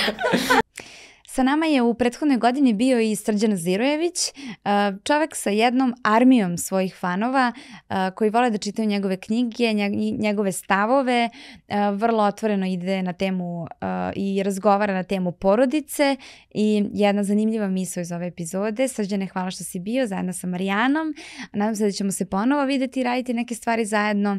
A sada priča o ekstremima. Mislim da previše komplikujemo, da je sve jednostavno. Da. Sve je jednostavno, sve je prirodno i sve nekako onako na čovjeku da on sam se izbori i da napravi sam neku ideju u svojoj glavi kako želi da njegov život izgleda. Da li on želi da bude bez porodice? U redu. Da li će da poželi za 5 godina da ima porodicu? I to je u redu. To su sve faze razvoja jednog čovjeka. Ako si u toj fazi razvoja, sasvim je u redu. Međutim, neki ljudi često kad su u nekoj fazi razvoja i kad neko kaže nešto drugačije, oni to brane Telom brane to. Jer to sa njima ne rezonuje u ovom trenutku. Ili na neki način njima to ne prija. Međutim, ne razume da je to nečija faza razvoja, da neko u to je pronašao svoj mir i svoju svrhu i svoju strukturu. Ja nisam nikad nikoga napao koji je rekao ne želim da imam porodicu. Nisam nikad nikome rekao ti si lud ili ne, to je. Ti trenutno tako funkcioniš. Ako to tebe čini zadovoljnim, srećnim i ti u tome vidiš smisao, koji je smisao? Da ti neće zbog toga nikoga oštetiti, nikome nauditi. Bićeš jedan funkcionalan član društva, srećan, zadovoljan, jer nemam s tim ni jedan jedini problem. Ja će sutra i moja deca i ljudi pored tebe se osjećaju bezbedno. Ti si funkcionalan čovjek. Sa druge strane mi možemo da vidimo da određenim fazama razvoja neki koji ne razumiju druge napadaju ih često. Ja to ne podržavam, recimo. To je nešto što ja na to sam malo osjetljiv. Da, ne volim ekstreme ni u čemu. Ekstremi su opasni u svemu. Sve što je ekstremno nije dobro. I valja to ponoviti sad baš u ovom trenutku u kom živimo. Epizoda koja me pozitivno iznenadila kako je odjeknula je ona za koju sam dobila inspiraciju za naslov u posljednjem trenutku, a moram priznati, pošto jako često sebe kritikujem, sad kad budem gledala ove najave ništa mi neće odgovarati, ali ono što sam stvarno ponosna na sebe je na naziv ove naredne epizode, odnosno na naslov, a to je društvo sa smetnjama u razvoju, odnosno društvo sa izazovima u razvoju. To smo ispravili zbog Milene Berić koja je bila naša gošća i rekla da je to nekako bolje. Umjesto da kažemo deca sa izazovima u razvoju, mi zapravo deci smeta društvo koje ima izazove u razvoju. Mi imamo svi neke nesvesne poteze prema porodicama koje prolaze teške trenutke od prvog dana i zato evo stvarno je teško bilo naći 1 minut, odnosno 3-5 koliko želimo iz epizode koja vas ostavlja bez daha od početka do kraja, jer je ispovest bebe koja je rođena u 25. nedelji, preživela, sada puni 6 godina, priča o Mileni Berić, njenom suprugu Vladimiru i jednoj fantastičnoj Nori. Niko se ne raduje rođenju deteta, niko ne dolazi, ne idemo u kafanu, ne cepamo majice, ne pijemo. Svi zovu da pitaju i daju savete. I zapravo jako mali broj ljudi, a možda i niko zna da se ponaša u tom trenutku s roditeljima koji se nalaze u bilo kakvoj vrsti problema. Sve što je roditelju potrebno je podrška i ćutanje. Znači jedna tišina. Tu sam ako želiš da razgovaram sa tobom. Samo znaj da sam tu. To je jedina poruka koja treba roditelju. Ne, eto moj Žika, eto moj Mika, eto ja sam ti rekao šta ste radili. U tom trenutku vam se život okrene i najbliži ljudi se čak okrenu protiv vas. Mi smo doživljavali da nam kažu umreći ti, ako ne umre sad, umreći za 4 godine. To šta vi preživite u trenutku kad ste na dnu, kada treba izvučete najveću snagu iz sebe, vi kao roditelj, da pružite ljubav tom malom biću, da ono preživi, u tom trenutku se ljudi često gledaju da vam urade jako loše stvari. I ovo nije moja priča, ovo nije Vladina priča, ovo će vam reći i prepoznaći sad u ovoj priči svaki roditelj koji se našao u nekoj vrsti izazova sa svojim detetom. Dakle, ne mora da bude u pitanju prevremeno rođenje. I o tome će se jako malo pričati, o tom gubitku ljudi oko sebe i pojavljivanju ljudi. I znate šta, dođu vam ljudi koji potpuno vi ne očekujete. Da kažu pravu stvar i da budu tu na pravi način. To je potpuno neverovatno i to bi neko rekao, pa to je životni kliše. Jeste, ali kada to iskusite, čudno je. Milana, hvala mnogo na ovoj ispovesti i hvala što tako hrabro i nepokolebljivo ideš u medije sa ovom temom. Vama koji gledate, slušate, molim vas prosledite ovu epizodu svima koji prolaze kroz slično, ali i svima koji ne prolaze kroz slično. Mislim da je stvarno vreme krajnje da se bavimo i stvarima koje nas se direktno ne tiču i da tako dolazi prava promena. Na ovu temu se savršeno nadovezuju moji specijalni gosti, a to su Lara i Nana, crna i bela labradorka. To su psi na dužnosti koje su doveli Jelena i Svetozar, to je epizoda zapravo o psima koji rade sa decom sa smetnjama u razvoju. Međutim, postoji nešto što se zove pet terapija, jeste najkorisnija decama sa smetnjama u razvoju, ali evo i moje deca koje su negde regularnog razvoja išli su tamo da razbiju taj strah od pasa, da nauče lepo da im prilaze i da generalno uče taj odnos sa psima i odnos empatije prema životinjama i razumevanja njihovog jezika. Fantastična priča o tome šta se psi mogu da urade, koliko ih zanemarujemo. I ima jedan segment u epizodi koji je jako važan, a to je šta mi zapravo očekujemo od nekog psa i smemo li mi nešto da očekujemo? Mnogo je danas skupo imati dete sa smetnjama u razvoju. Zašto? Zato što je mnogo skupa podrška detetu i to je stvarno tako, pogotovo u zemlji koja kroz fondacije pomaže deci. I mi smo formirajući cenu tretmana gledali da cena bude donekle pristupačna. U momentima kada su ti najpotrebniji, ne moraš da im kažeš koliko su ti potrebni. Daći ti do znanja da znaju. Mislim, ja sam to proživeo 2 puta u životu. Ja sam se sad naježila dok ovo govoriš. Mislim, ja sam 2015. godine izgubio oca i to je bio ono prelomni trenutak u mom životu, ogromna stvar.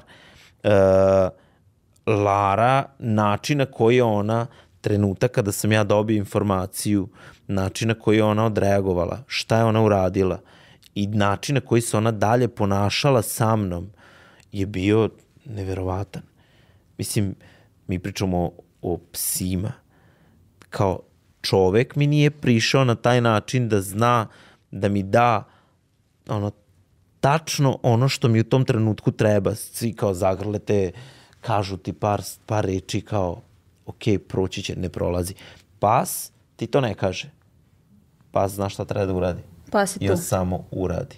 U prethodnoj godini imali smo jednu kraljevsku epizodu, njeno kraljevsko visočanstvo, Ljubica Karađorđević, inače i master farmaceutkinja po struci i ona je došla sa pričom o perfekcionizmu, jer kad čujete sve ove titule pa fakultet koji je završila, jasno vam je da joj u mililitar i centimetar važno da taj perfekcionizam drži pod kontrolom, ali da je nekako autentično njen i tu se jako saosećam jer imam ja u svojim identitetima gde sam perfekcionistkinja i onda smo pričali o tome kako se taj perfekcionizam šnira u ulogu roditelja.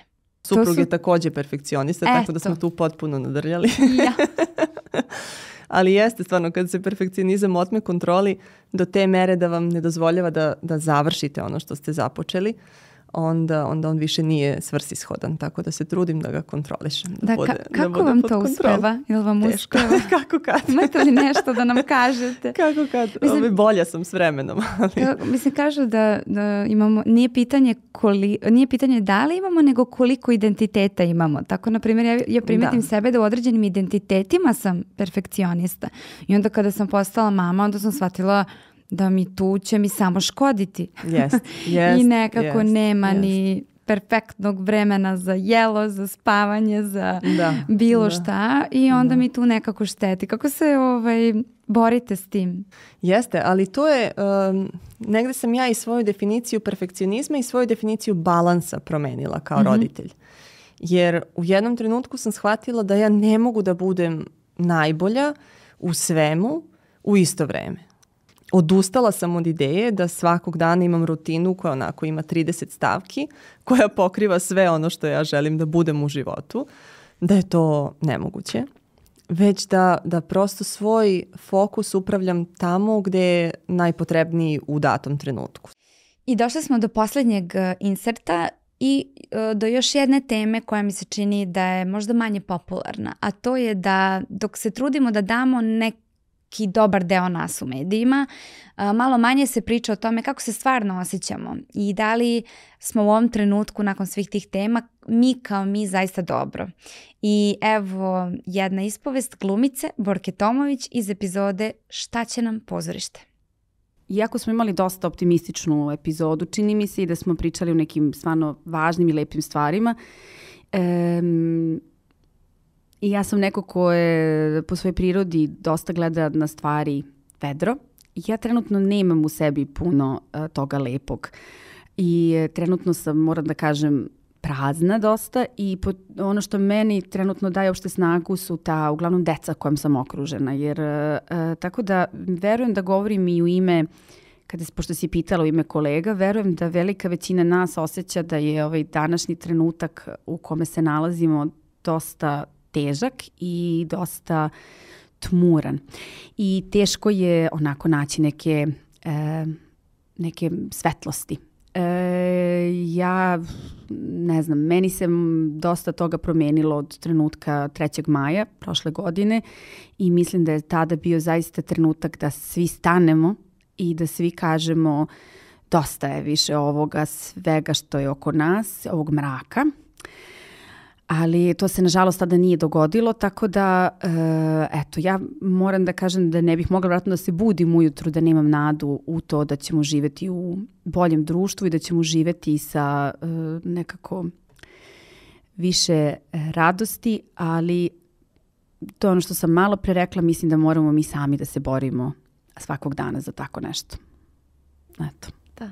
Hvala ti što si uopšte našla snage pa i sa ovim pomeranjem da ipak dođeš jer i da budeš u tom raspoloženju. Mislim da isto malo smo u medijima nešto stalno bežimo od toga da kažemo da nismo dobro i da smo prazni, nešto sad valjda u kapitalističkom društvu je važno i bitno samo da si stalno pun nekih ideja, a zapravo izgleda nam svima stvarno treba to da zastanemo i da ne budemo dobro i da se i to ekranizuje i da to postane malo normalno jer ovo će nas odvući u neku u nešto što ne znam kako ćemo se posle iz toga izvući. Pa u neko bežanje od toga da stvarno nismo dobro. Ja nisam dobro, ne osjećam se trenutno dobro i mislim da zaista bilo ko ima empatiju i dušu i srce i ko je čovek, eto, ajde tako da kažem, ne može da se osjeća trenutno da je sve u redu. Ništa nije u redu i mislim da to treba da nekako da vrištimo na sav glas, nije u redu i nije okej sve ovo što nam se dešava i moramo da nekako zaustavimo se i da se udružimo i da kažemo ajde, želimo više svetlosti, želimo da nestane mrak. I tako, dragi vi, došli smo do samog kraja. Jedinu epizodu koju vam nisam pustila je druga epizoda sa Irenom Orlović.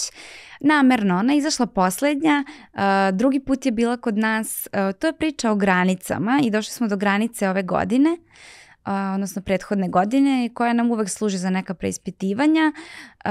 Želim da vam se stvarno od srca zahvalim što ste tu i što razumete ovaj format i razumete i neku priču iza ovog formata, odnosno iza ovog podcasta. Voljela bih da naglasim, pošto se često u komentarima negde čuje jao ova voditeljka i tako dalje, stvarno se ne osjećam kao voditeljka, iako sam to ceo život radila i znam jako dobro tu ulogu.